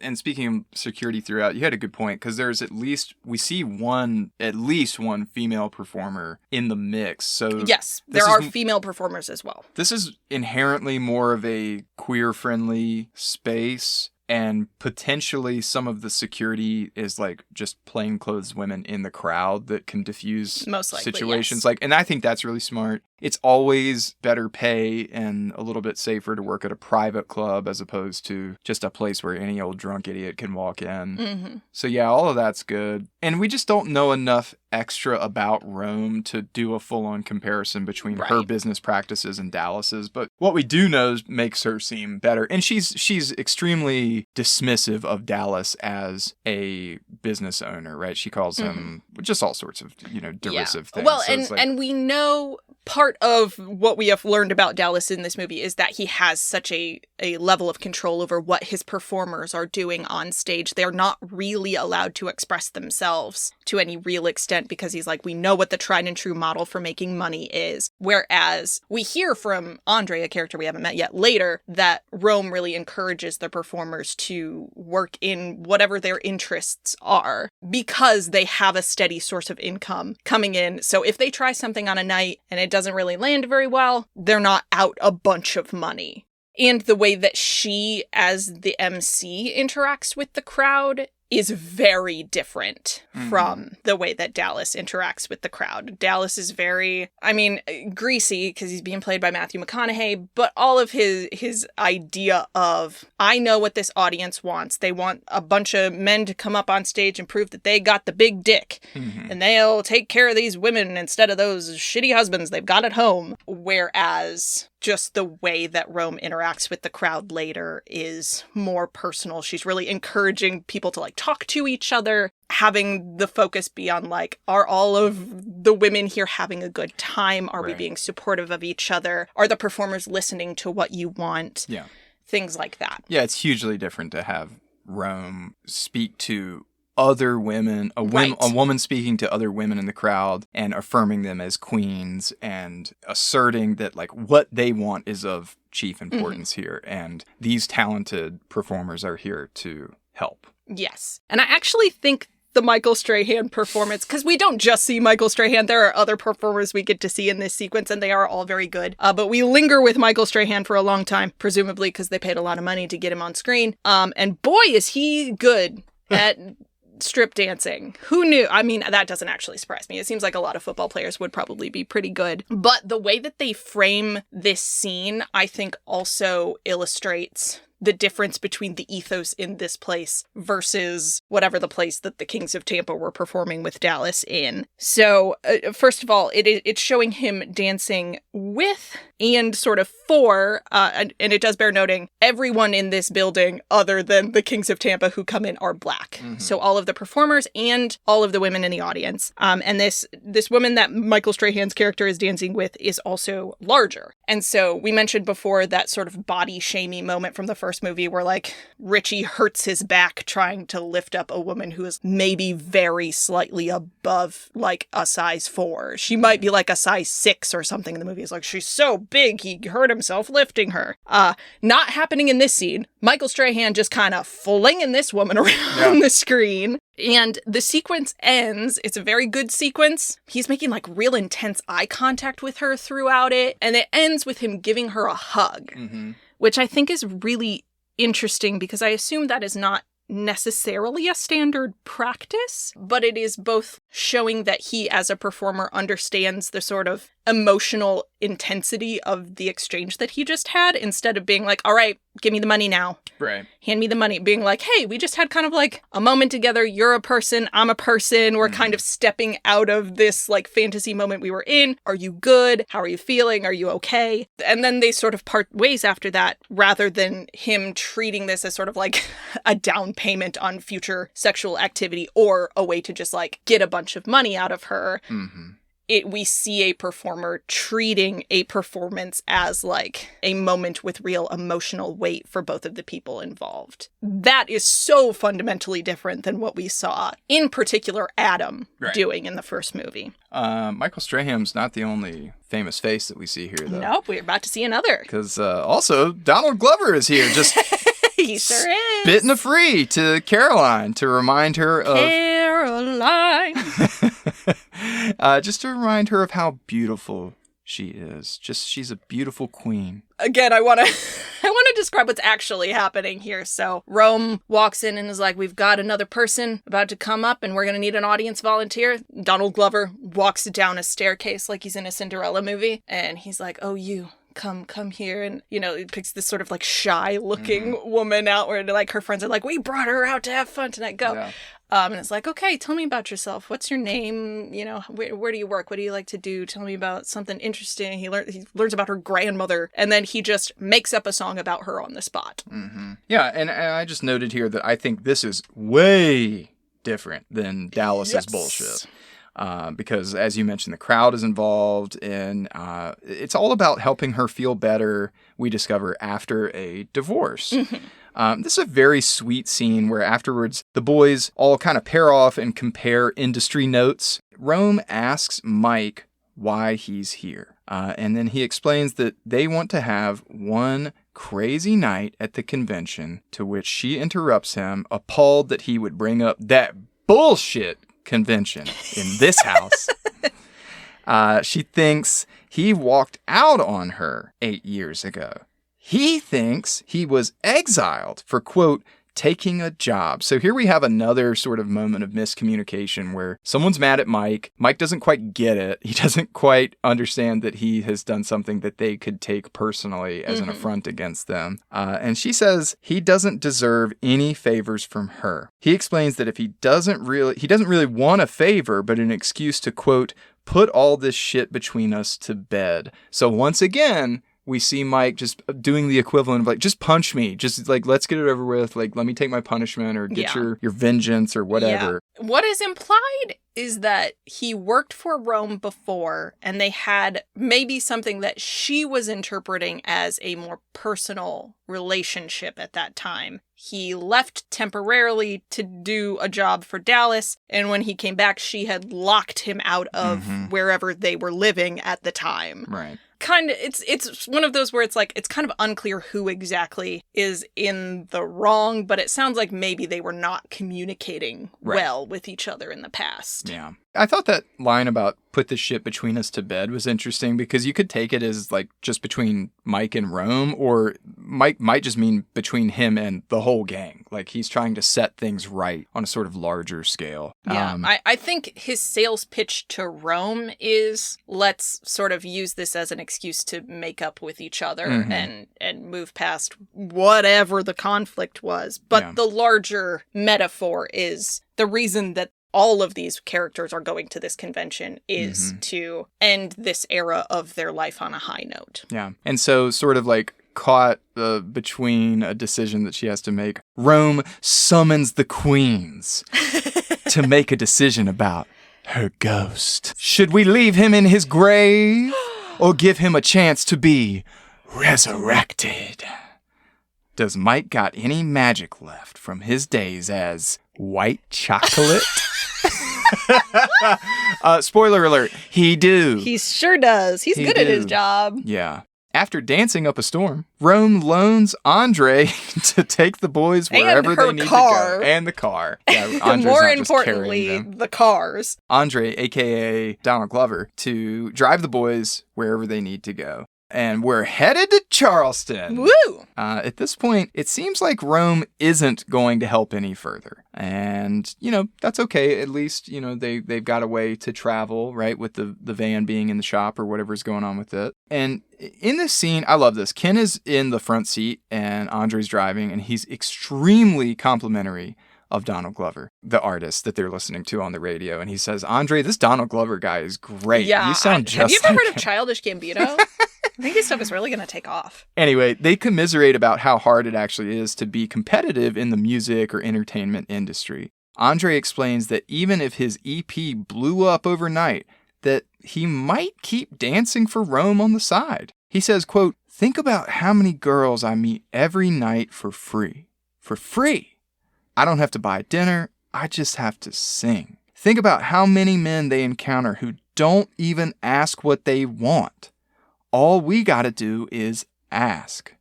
And when they tell you, it's a beautiful thing. We're like healers or something. And then, importantly, he hears himself say that. He sees Ken's reaction. Ken lights up. He's like, yeah, we are like level 3 Reiki healers. We're all level 3 Reiki healers. We're healing. We're doing the, and Andre kind of backpedals a little bit, and he says, we can be. And I think that is huge. Yes. I love that Andre is self-aware enough to realize, now, okay, what we're doing at Rome's house of weird pleasures is possibly in the realm of healing. Like, it can go really well. That said, I've seen a lot of stripping. I've seen a lot of entertainment. I've seen a lot of just garbage out there that is the opposite, that it is harmful. And we know that because we've seen the first fucking movie. Yes. This is the second movie saying, I'm not actually just parroting Dallas from the first one. I am not saying that, like, my cock will liberate you. And then you'll pay me infinite monies. Yeah, well, and specifically what he is saying is, we ask. Yeah. The important part is the asking, not the assuming you know what the audience wants and, like, you're going to go out there and you're going to give it to them and they're going to like it and it's going to be great. For sure. He's saying, if we ask and if they tell us and if it becomes reciprocal in that way, it can be healing. Yeah. It isn't always, but it can be. And we start to go from this really beautiful moment to the part that could just straight up be... Yeah. We're headed to Charleston, and I swear, every time I watch this movie, even though I know it's going to happen, the first time I saw it, I straight up thought we were about to transition to a freaking Jordan Peele movie. It's a damn plantation house. It is a plantation house. It really looks like one. It's not great. We go from Rome's house of beautiful black bodies to a plantation house, and Andre just gets out of there, and I'm like, okay, that was smart. Yeah. That was smart. Literally get out. But anyway, we enter the creepy plantation home with Megan's mom and her southern ass friends. Now remember, if you'll recall, Yeah. Tito had a phone number written on his hip. That was Megan's That number. was Megan. Yeah. Everybody remember Megan? Great. Did you, baby? So glad. Got the so number. glad you remember Megan, everyone. And this scene is hilarious because God. they walk into this way too nice home. They walk in. I mean, They like knock once and then just walk in. they were invited. And it's just as funny for them to be in their beach gear flip-flop apparel to walk into this house as it was for them to walk into Rome's house. Because, like, the first thing you see is Andy McDowell, who, it's been a while since you've seen Andy McDowell, isn't it? Poking around the corner and being like, what the fuck is happening? Yeah. Who the hell are you? Yeah. Why are you in my house? Yeah. No, it's great. And like all these women sort of start to poke their head around the corner. They're not scared. They're amazed, and they don't want... It's almost like they've seen a rabbit on the trail, and they don't want to move too suddenly to make it run away, because they're like... did we manifest this? There's just a bunch of attractive men standing around in the foyer. A gang of extremely hot guys just walked in. But the tension settles, and they all just sit around the parlor and sip wine. And it's great. And they tease Ken for his quote-unquote proper shit when he says things like... ma'am, and thank you. Yeah, you know, how it's polite to do with strangers, but these are some drunk-ass middle-aged white women. Yeah, it's and hilarious. that is the dynamic. And then also Megan, right, who is like maybe in her 20s. Megan doesn't come in for a while, yeah, actually. they're all just kind of sitting around chatting. Yeah. And she's like, oh, you know Megan, that's why you're here. Okay. Right. So that part is resolved. Like, they're not total mysteries, but our heroes are all getting a bit grilled, and it's a little tense until, right? So like, the women are like, and what do you do for a living? And what's your name? And no one fucking knows Tarzan's name, so they just have to look at him and be like, yeah, it's... so this is Richie, and this is Tito. My name is Mike, that's Ken, and and Tarzan is like, Ernie. The name that you all knew I had. So yeah, like they're asking them what they do, and they're all answering truthfully, but about like frozen yogurt and furniture and various businesses. But then it's fine. The tension is released when the moms reveal how excited they are to have real live strippers in their house. Yeah, they're like, oh no, you're this is where Megan walks comes in. in. She's like, Mom, they're strippers. Mom, they're strippers. And they're all like, oh, why didn't you just say that? Why are you guys being so weird? Actually, ma'am, we're male entertainers. Yeah, sorry. It's just actually the industry term is male entertainers. Yeah. Hey, and wouldn't you know it, photographer girl, aka Zoe, is here. Wow. Yeah, she's partying with Megan and the gang outside where the youngsters belong. But the real party's on the inside, in the parlor, with wine. So she and Mike go on wine retrieval duty down to the cellar, where Zoe seems particularly bummed. The moms share their jaded motherly wisdom upstairs. Play that field, girls. That's what I tell them. Play that field. And to which Tarzan says he'd played the field hard and would rather come home to a wife and kids, someone who loves him. Oh, God. This is a moment that the movie does not linger in very long because it's very awkward. The energy from these middle-aged women is all like, we're all 3 divorces in. We're completely jaded. We're sick to death of men. So I always tell my daughter she's got to date as many people as possible. Don't ever settle down, blah, blah, blah. And just very quietly, Tarzan's like, I don't know. I mean, I've played the field about as much as anybody ever could, but, gosh, sometimes I'd trade it all for a wife and kid who loves me. And everyone else is just sort of like, okay. Oh, fuck. Anyway, how shitty was your ex-husband? Yeah. So it's sad and it's quiet and it is weird because we never really return to it. No, we do kind of segue into some realer things though, because Ken, being the energy reader that he is, tells May, one of Megan's mom's friends, that she is worth fucking with the lights on, actually, and that real men would worship her. Yeah, that's sort of her damage, and it sucks. It sucks. This moment is so sad because you've got all of these women who are in kind of a playful mood, and they're doing that thing where it's like, ugh, God, here's a stupid thing that my ex-husband used to do. Like, oh, you think that's bad? My husband sometimes does this, and it's kind of like funny. Like they're all like real frustrations about like relationships that have fallen apart and things, and they're all like, May won't ever tell us about her. She won't ever talk about her stuff with her husband. The rest of us are talking about our sex lives, May. Why won't you talk about yours? And May just kind of does this thing where she's like, all right, my husband won't ever have sex with me with a light on. And the mood in the room goes like, oh, that's actually really dark and sad. She's like, every time I try to talk about it, he won't talk about it. And it's awful because that's one of those things that's like, okay, she has been sitting on that forever and it really bothers her, but she recognizes like, in the grand scheme of awful things that men can do, that's really not that bad. She probably shouldn't complain about it. She should just suck it up and stop asking so many questions. And like, she needs to like figure out how to make sure he stays comfortable or else she's going to be difficult. And she doesn't want to tell her friends because they're like, oh gosh, she's been divorced 3 times. She doesn't want to hear about this like low level problem. But just think about that. Because there are a lot of reasons that a person might not want to have sex with the lights on. Some of them have to do with your partner, but probably a lot of them are just like personal insecurities on the part of this husband. But if he's refusing to talk to her about it, it is so clear that what she has internalized from that, in the absence of him giving her real information, because he refuses to talk about it, is she's just obviously gone to like, he's not attracted to me. He thinks I am ugly and he won't have sex with me if he can see me. And that is just a thing that's been sitting in her head for as long as she has been married to this man. And that is so, like, I can't even wrap my head around how awful that would be for your self-esteem. But that, I think, is a very common situation. If I had to guess, especially for like older generations of people who are like even more uncomfortable talking about sex and have a lot more of these like, well, you get into your bed and you turn the lights off and you have very perfunctory sex with each other and that's all that you do as a married couple. And I appreciate this movie for presenting something like that as serious for this woman's self-esteem.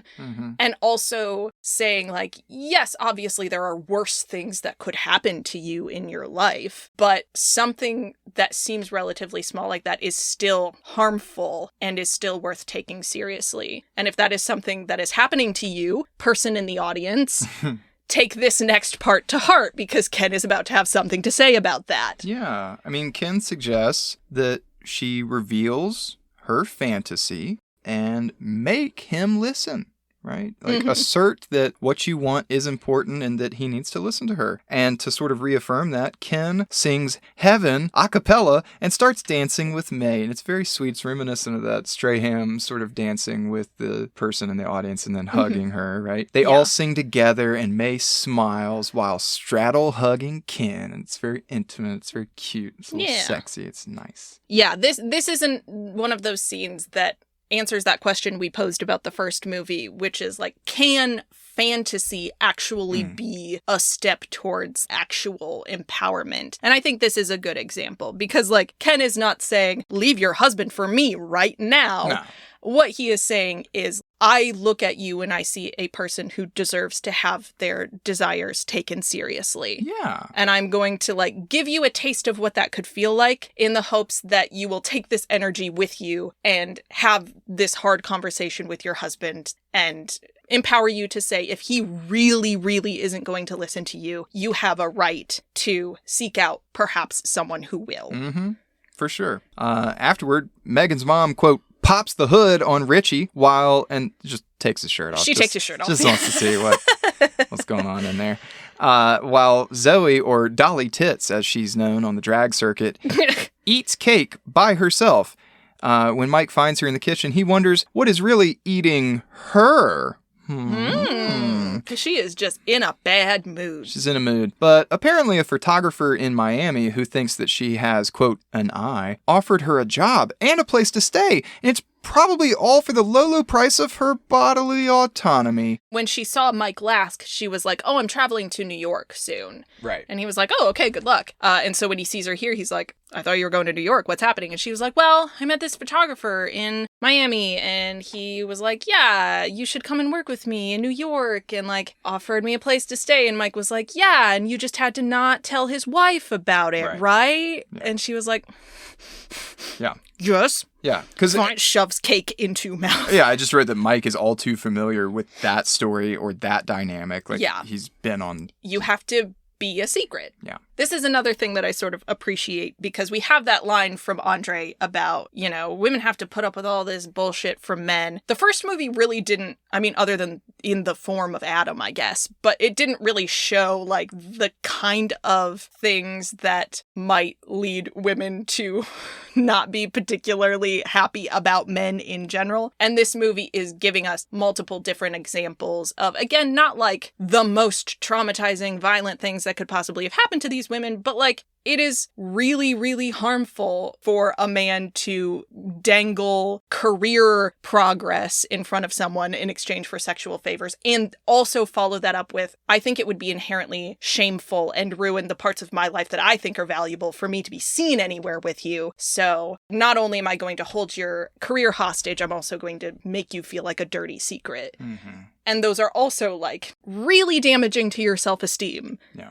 After a while. But never fear, our boy Mike uses his patented charm to cheer her up by saying, God, yes, my God is a she, might just know that some asshole in Miami stole your smile and you need it back. And when you know, strippers are good at getting those smiles back. Mike officially meets Zoe. This is the first time they actually exchange real names instead of like their fake drag queen names. Yeah. And pitches that she come with them to Myrtle Beach. Come to the stripper convention. Come to the stripper Some convention. man done you wrong? Come to Myrtle Beach. Yeah, we'll have a great time. You'll find your salvation there. And then the next morning we find out that... What? Richie Bangy? Richie? Big Dick Richie with his big dick? Every inch. That nice pretty lady. That nice pretty lady. That nice pretty lady. Richie Bangy. Again, we've got like slightly juvenile. They're so enthusiastic for Richie, but the tone is like, that nice pretty lady. She was your Cinderella? Yeah. Wow. Yeah. Whoa, that's so cool, man. And not only was it cool, it must have been fucking epic. It must have been great because Megan's mom loans these idiots a friggin' Bentley just to drive it to Myrtle Beach. Well, it belonged to the ex-husband. You That's see, true. She doesn't really care what happens to it. Well, she doesn't care what happens to it so long as they bring it back, which I think is a really sexy way of saying, like, you can wreck this car, but you better come back. Yeah. I will be waiting. Yeah, and I wrote that, unfortunately, though, on this drive, the setting just wasn't realistic at this point. The verisimilitude was a little bit off because, like, there was not a single Confederate flag or cigarette butt in sight as they entered Myrtle Not a Beach. Realistic depiction of Myrtle Beach. Yeah, sorry. Unrealistic expectations of how not covered in trash Myrtle Beach is. Really took me out of the story, but Rome is here with Woo! Andre and Malik to help the boys prepare. And good thing, this is the first time we get her name, Mrs. Davidson. That's Megan's mom. Upgraded their rooms and booked the conference center for them to practice so that we can have a training montage. Yeah, so this is the part where all the boys are putting their new acts together and they have to do it really fast, and they're going to hardware stores and like grocery stores and they're getting all this stuff, and it's like, what are they doing? Richie's getting all this shit for a hardware store, and I'm like, what is he building? Yeah, this is where we see Richie sewing again. He's very good at sewing. And this part is fun because this is where the boys are all, for the first time in their careers as strippers, getting to choose. Like, if you got to pick how you wanted to present yourself to an audience, what would you do? And this was the cornerstone of the idea behind this movie from a creative perspective. So I've got another quote from the Pop Sugar interview with Channing Tatum. It says, "The humble Tatum had an answer ready when a reporter asked if someone besides him had better moves. Twitch, like by far." And just as a side note, Twitch is who plays Malik. "Twitch, by far," he replied immediately. "Everybody, I call them superpowers. Like, everyone has their own superpower in the movie that they wield in a unique way. You know, everybody has their own thing." He explained that each character having a superpower was a necessity so people don't get bored by the dance routines. "When we got done with the first movie and we started editing it, we realized that all of the dances end the same. They all end with a guy going out and then they get naked. Once you see that once, you're like, I know what's coming in the next dance. And therefore, you can't show them all. So I started being like, oh my God, these guys have worked so hard on these whole dances, and we did these whole dances, and you can't show them. So it was a bit of a planning part on our end. It is a bit of a tease the entire movie. You give a little bit, and then you give a little bit more. You can't just sort of give it all at once. So the idea of... We introduce the idea at the beginning that we're getting rid of the old routines, and they make you wait until the very last sequence to see what those routines turn out being. This, too, in the brilliant craftsmanship of this movie, is also feeding back to this idea of these men figuring out who they are. So I have 2 more quotes. One more from the Collider article, where it says, quote, further breaking away from Dallas and his influence, a massive plot point of Magic Mike XXL concerns the boys abandoning their old, uninspired stripping routines for the sake of exploring their own artistic passions as male entertainers. This is something that Dallas would never allow, as his insistence on performing old, typical, and uninspired routines to 80s songs, very much a caricature of what the world of male entertaining can be, led the boys to always play it safe. Skewing away from the nigh kitchen sink drama that dominated the original, XXL instead opts for a bromantic hangout road movie with lovable characters and interactions that encourage them to embrace their art rather than stomach through it. It spotlights the secondary characters of the first for a portrayal of positive masculinity at its finest, where the men cheer their stripper friends on as much as the women they work for do. End quote. Moreover, Tatum's hope in making this movie was to help the real industry of male stripping to evolve. So one more quote from the interview with him. Weirdly, male stripping hasn't evolved since it started. It's still doing the same acts, like the fireman, still going to the same 80s rock songs. It's crazy to me that it hasn't evolved at all. It's not that we're trying to revolutionize male stripping or anything, but we're definitely trying to make it a little different and a little bit less misogynistic.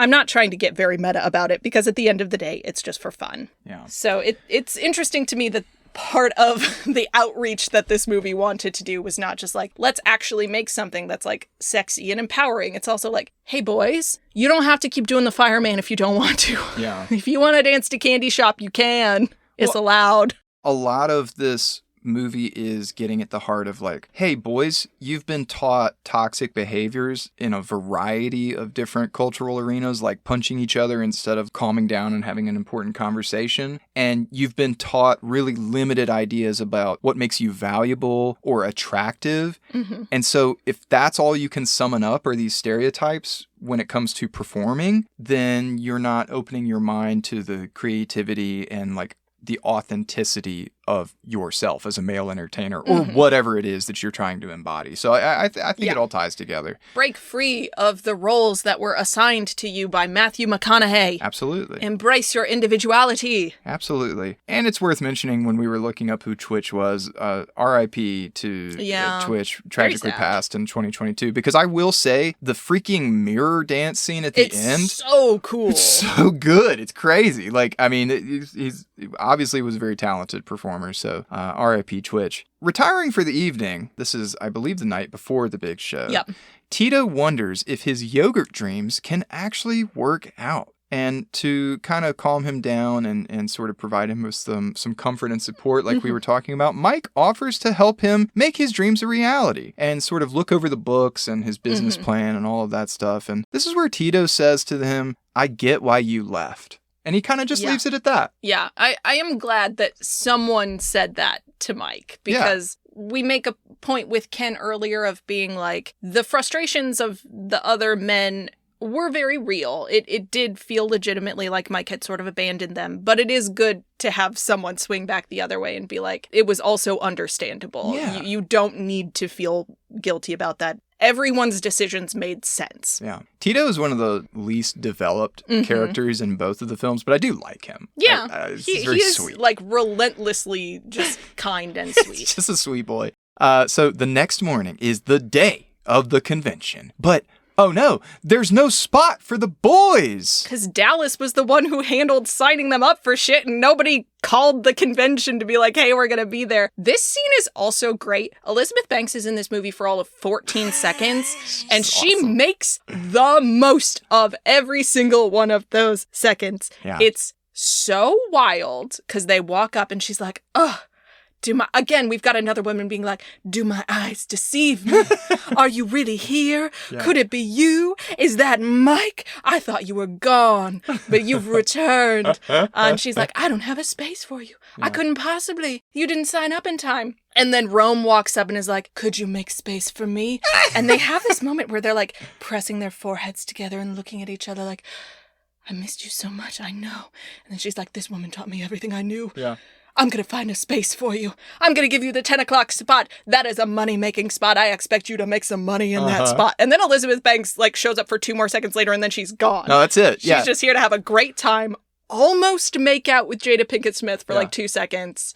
And then leave. No, and honestly, I love that for her. It's absolutely fantastic. We get to see Rome be this enchanting presence again. And we know that there's this sort of like deep lore backstory between the two of them, not only because of this physically intimate moment, because Jada Pinkett Smith is named Rome and her protege, presumably, is named Paris. She trained with the best. But don't worry. They can take the Bumper Grinders 10 a.m. spot. And that's 10 p.m. It's not 10 a.m. It looked okay. That's fair. 10 p.m. is a money spot. 10 p.m. spot. It's a money spot. R.I.P. Bumper Grinders. Did they just not get to perform? That's what I was wondering. Or the whole they got like way shortened or something. Are the Bumper Grinders the ones who do the Twilight Act? If so, they didn't need any longer. Yeah, that's fair. I don't know. Speaking of, before the show starts, we learned that Tarzan hasn't been this nervous since Desert Storm. What? I love the joke that just none of them know anything about Tarzan. He's just sitting there on the couch. Mike comes over. He's like, how you doing, man? I haven't been this nervous since Desert Storm.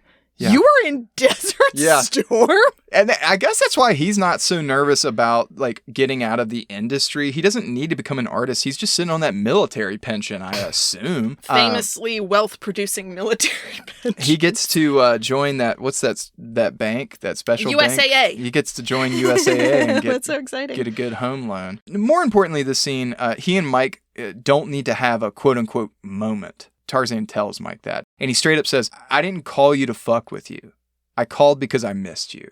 Yeah. And that really is kind of all we need from Tarzan. Tarzan is also like at least 10, 15 years older than all of the other men. And so he is a much steadier presence a lot of the time. But he's just sort of like, listen, kid, I'm not out here trying to like have a bunch of angst over it. I just missed you. Yeah. You were my friend. I wanted to see you. That's as complicated as it got. And I love this scene a lot. But I do want to allow for a quick pause because Kelsey's going to give you all a book report now because she found out about Kevin Nash, not realizing anything much about his pro wrestling background. And so... I didn't know Kevin Nash was a wrestler until this story has nothing to do with anything, but sure it does. We got some book donations at the library I work at, and in one of them I found a Valentine card. That had Kevin Nash on it, and I was like, why does that name sound familiar? In like his wrestling garb.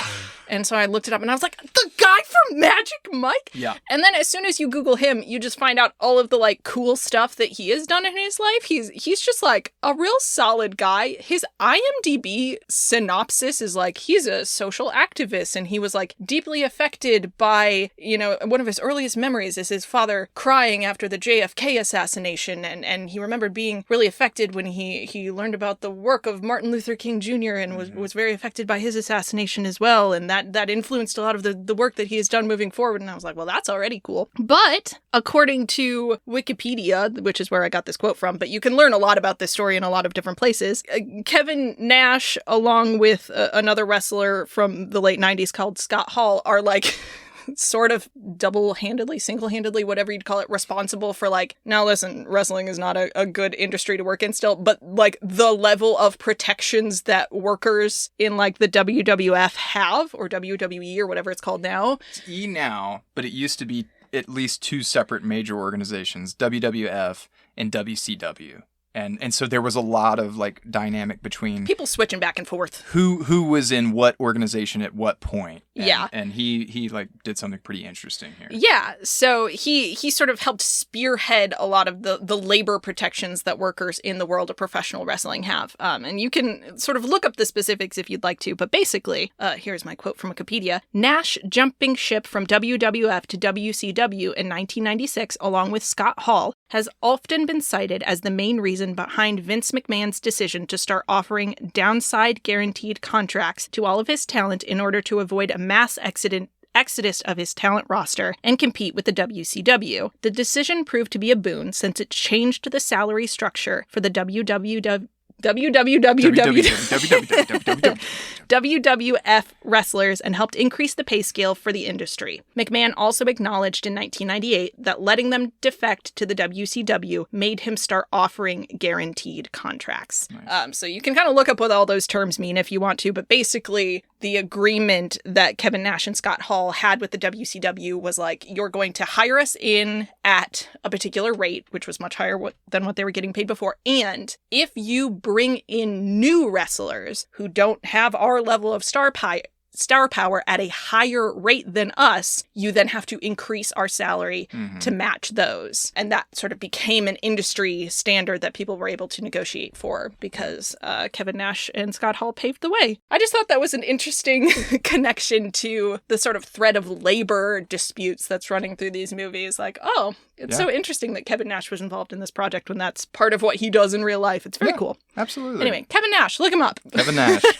New World Order, baby. NWO. But don't look up the other members of New World Order. No. They're not as good as Kevin Nash. No. But Tarzan's not the only one getting nervous. Richie is also nervous before the show because he's worried that they are all out of touch. They don't even have a Twilight routine. Oh, no. But they are male entertainers. They are Res Erection. So stupid. It's very funny. Oh, Lord. And then we get to see some epic MC work from Rome as she asks if the queens are ready to be worshipped, exalted, and to meet a special kind of beast who can bring the beauty out in you. And we get to see Tarzan does a new painter act with a glitter goddess that he... so cool because they just like grab women randomly and bring them up on stage, and so he has a woman sitting there and he's like painting her while he's doing these sort of like dramatic dance flourishes, and he's sort of like painted her in glue and then throws glitter up onto the canvas, and it's like a pretty good drawing of this woman. I'm sure they planned that in the actual production of the movie, but the idea that he could just sort of like freehand over the course of 2 minutes a really good depiction of a person he just met is very cool. Yeah. Next up is Tito, who takes him to the candy shop because he is a confectionery genius. I do feel a little bad for these women. They got very sticky. He's doing a candy shop routine. The implication is that these women in the audience are just in this convention center all day. And he does spray whipped cream all over them. Paints them with chocolate. This Is how you get ants. This is how you get ants. And presumably those women just had to spend the rest of the day just like with chocolate sauce on them.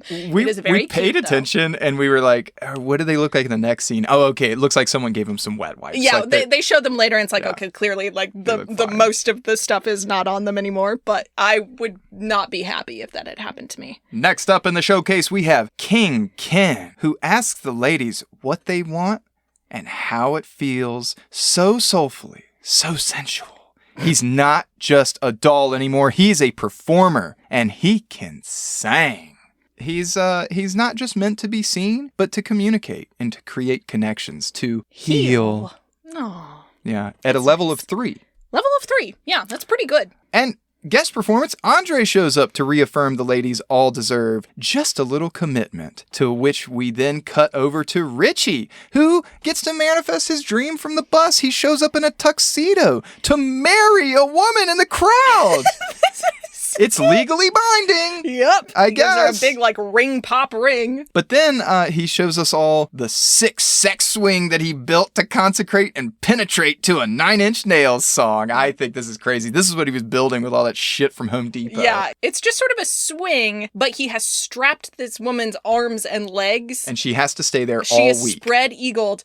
And he's like, doing sexy dances, using the swing, which is like, okay, that's kind of fun. And then when his performance is over, and it's transitioning to the next performance. And the next performance seems to be taking a little bit of time to set up properly. They've got some props they need to get out on stage, and so the MC is vamping. And in the background, you can just see Richie standing, like, leaning on the sex suite while the woman is still just, like, chained, spread eagle on this thing. And it's like, Richie, let her down. Yeah. Richie, let her down. Nah. Richie. She's mine. Richie, now. let her down. No, we're married now, you see. You have to let her out. This is where I keep her.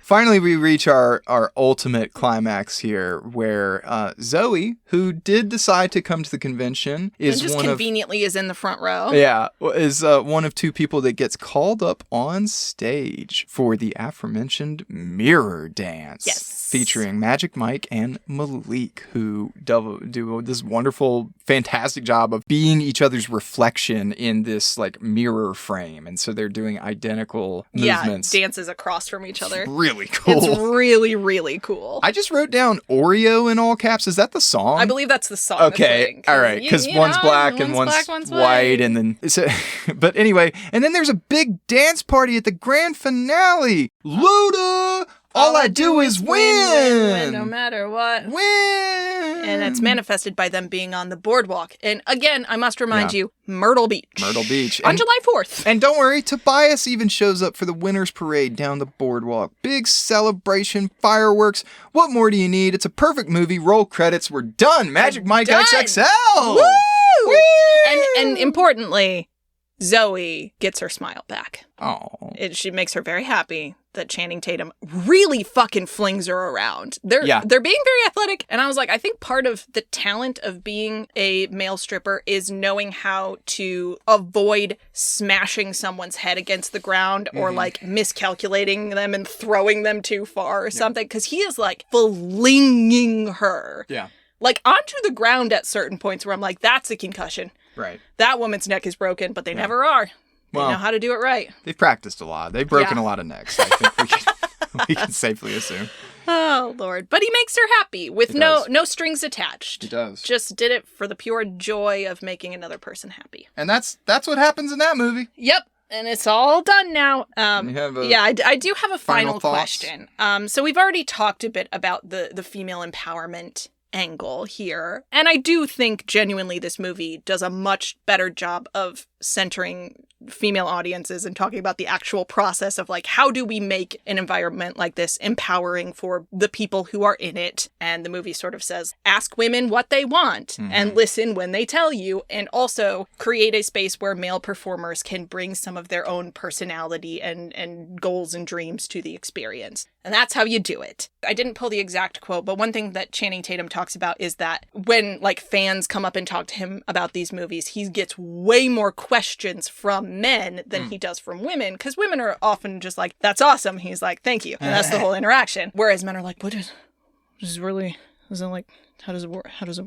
Is it good? How does it work? Could I possibly do am I a male entertainer? What does it feel to live your dreams, man? What is that like? What's that like?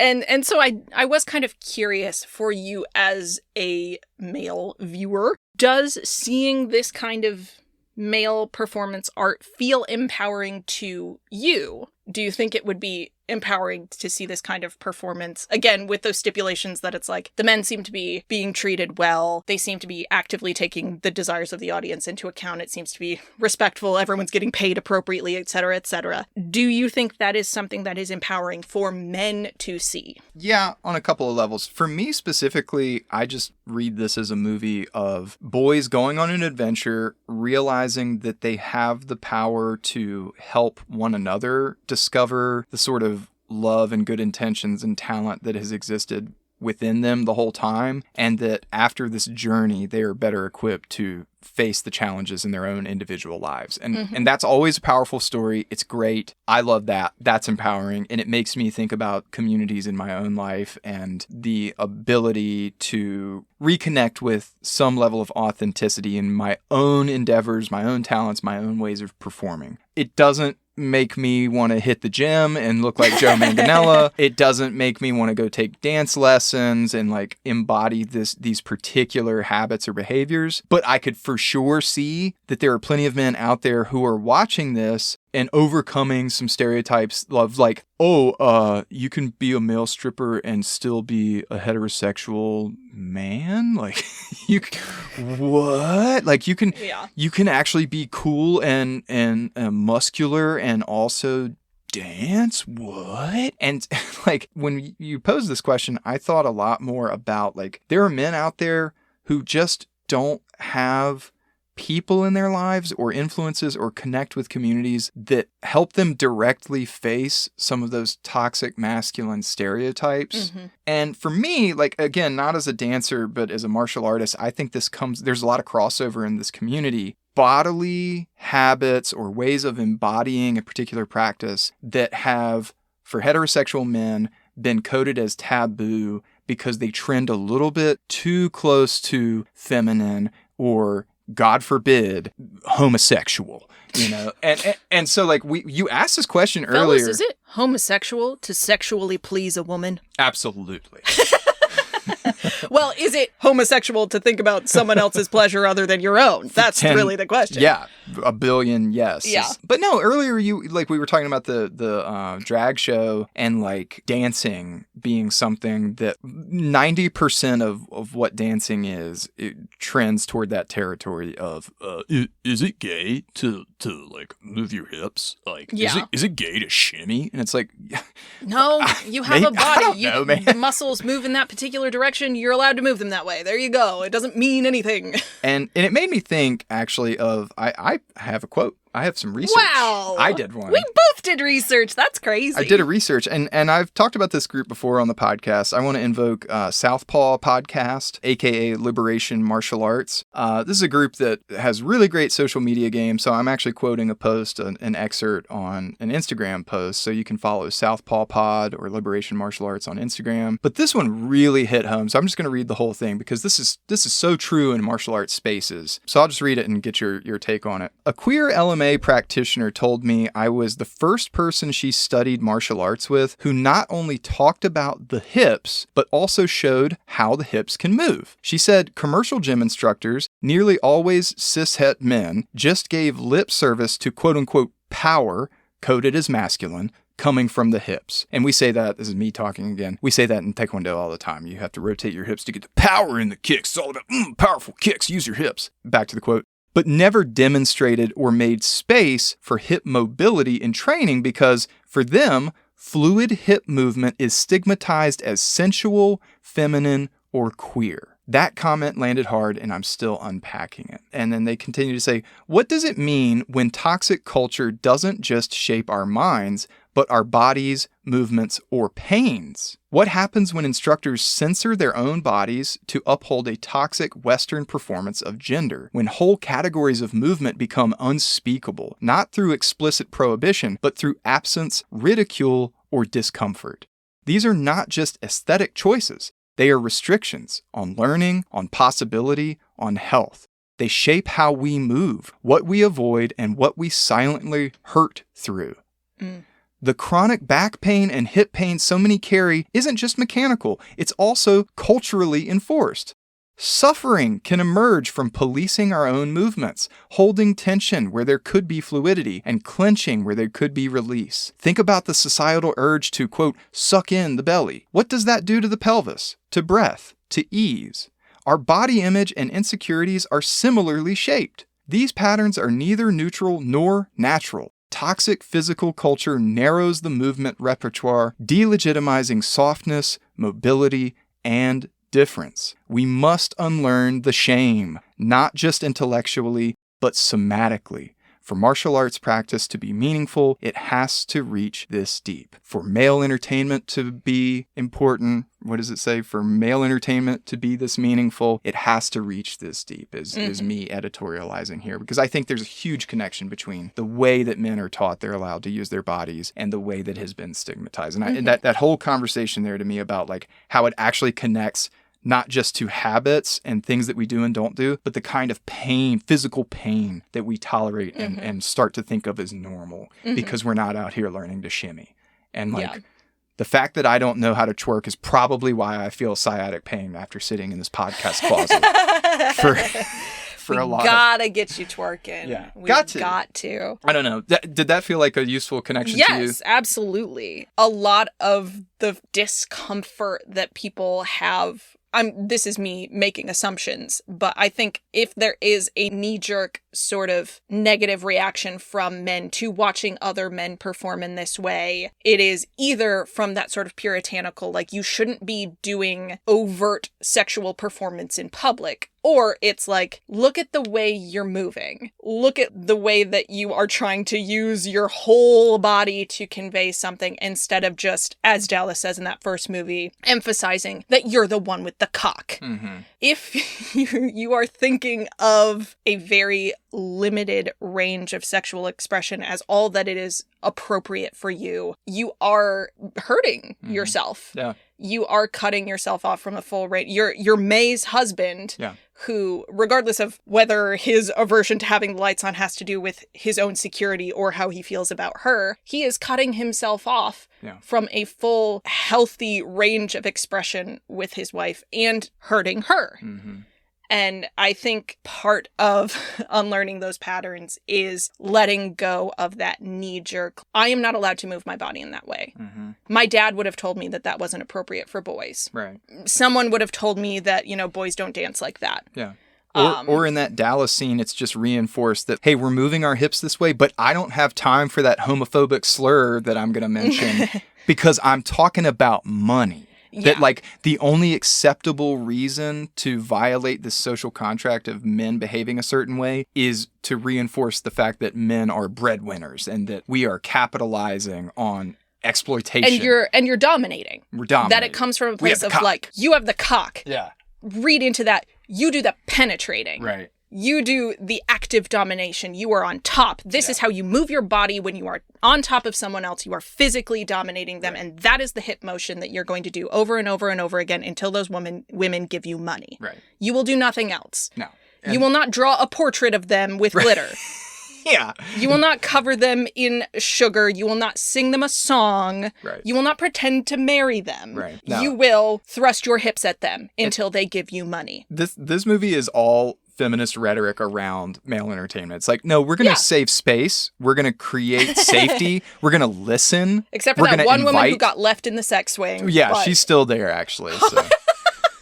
She's just in a storage closet in a convention center in Myrtle Beach. Oh, man. But yeah, I love this movie. I think it has a lot of great things to say to boys. It's a fun little romp. We talked about it being a little thesis statement-y, but boys need that. Boys need to be directly confronted with, like, hey, isn't this stupid that you've been taught this for so many years? Well, and I think, again, this is drawing from Channing Tatum's experience, and he is a fairly outspoken person, but, like, a lot of the questions he gets from men are like, do you really make a ton of money doing that? Can you really pull a bunch of chicks doing that? Mm-hmm. It's like, well, I mean, yes, but, like, that's not really the point. Yeah. And if that's don't be an atom about this. How you're going to think about it, then you shouldn't do it. Right. You should find something else to do with your time. Yeah. Because you're not going to be building healthy connections with people. You're not going to become a real boy. Totally. You're just going to put on a fireman's outfit and thrust your hips at someone and make them feel worse about themselves in the long run. Yeah. And probably and yourself. learn nothing about yourself in the process, right? Slam dunk. I love this movie. Yeah. We got anything else we need to say about it? Because I think it's great. We got to rate it. Let's get a rating. Slap a rating on there. I know what mine is. I mean, I'm going to at least give it 9 inches straight out of Richie's big dick pants. A 9 out of 10. Because he did a 9 Inch Nails song, he's probably packing at least a hard 9. Man, that also kind of goes back to what you were just saying about, like, pain tolerance and things like that, where it's like, yeah, I mean, depending on how limited you are in terms of sexuality, like, if you're not willing to kind of work with somebody and make sure that they are comfortable, your big dick is going to hurt them. Yeah. And then your feelings will be hurt in the long run because nobody wants to have sex with someone who's going to hurt them. I wasn't joking about that. I mean, it's like, it's sort of a laugh, but it's only funny because it's the opposite of what we tend to think about in terms of, like, sexual problems or insecurities or whatever. But, like, no, it's all I think this movie is really smart, actually. Like, yeah. I can't. Are you going to give it a 10? I sure am.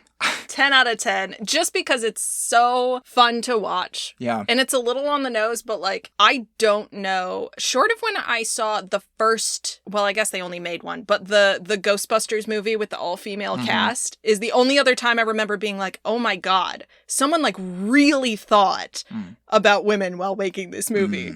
That's crazy. So, in the spirit of the title of the movie, I can't think of a reason why I wouldn't give it a 10, but I can think... I mean, it is, like, preachy a little bit. Here's the reason I wouldn't give it a 10, and it's because I'm going to give it a 12, because it is XXL. Done. Decided. Average score of this, we cranked it up to 11. Woo!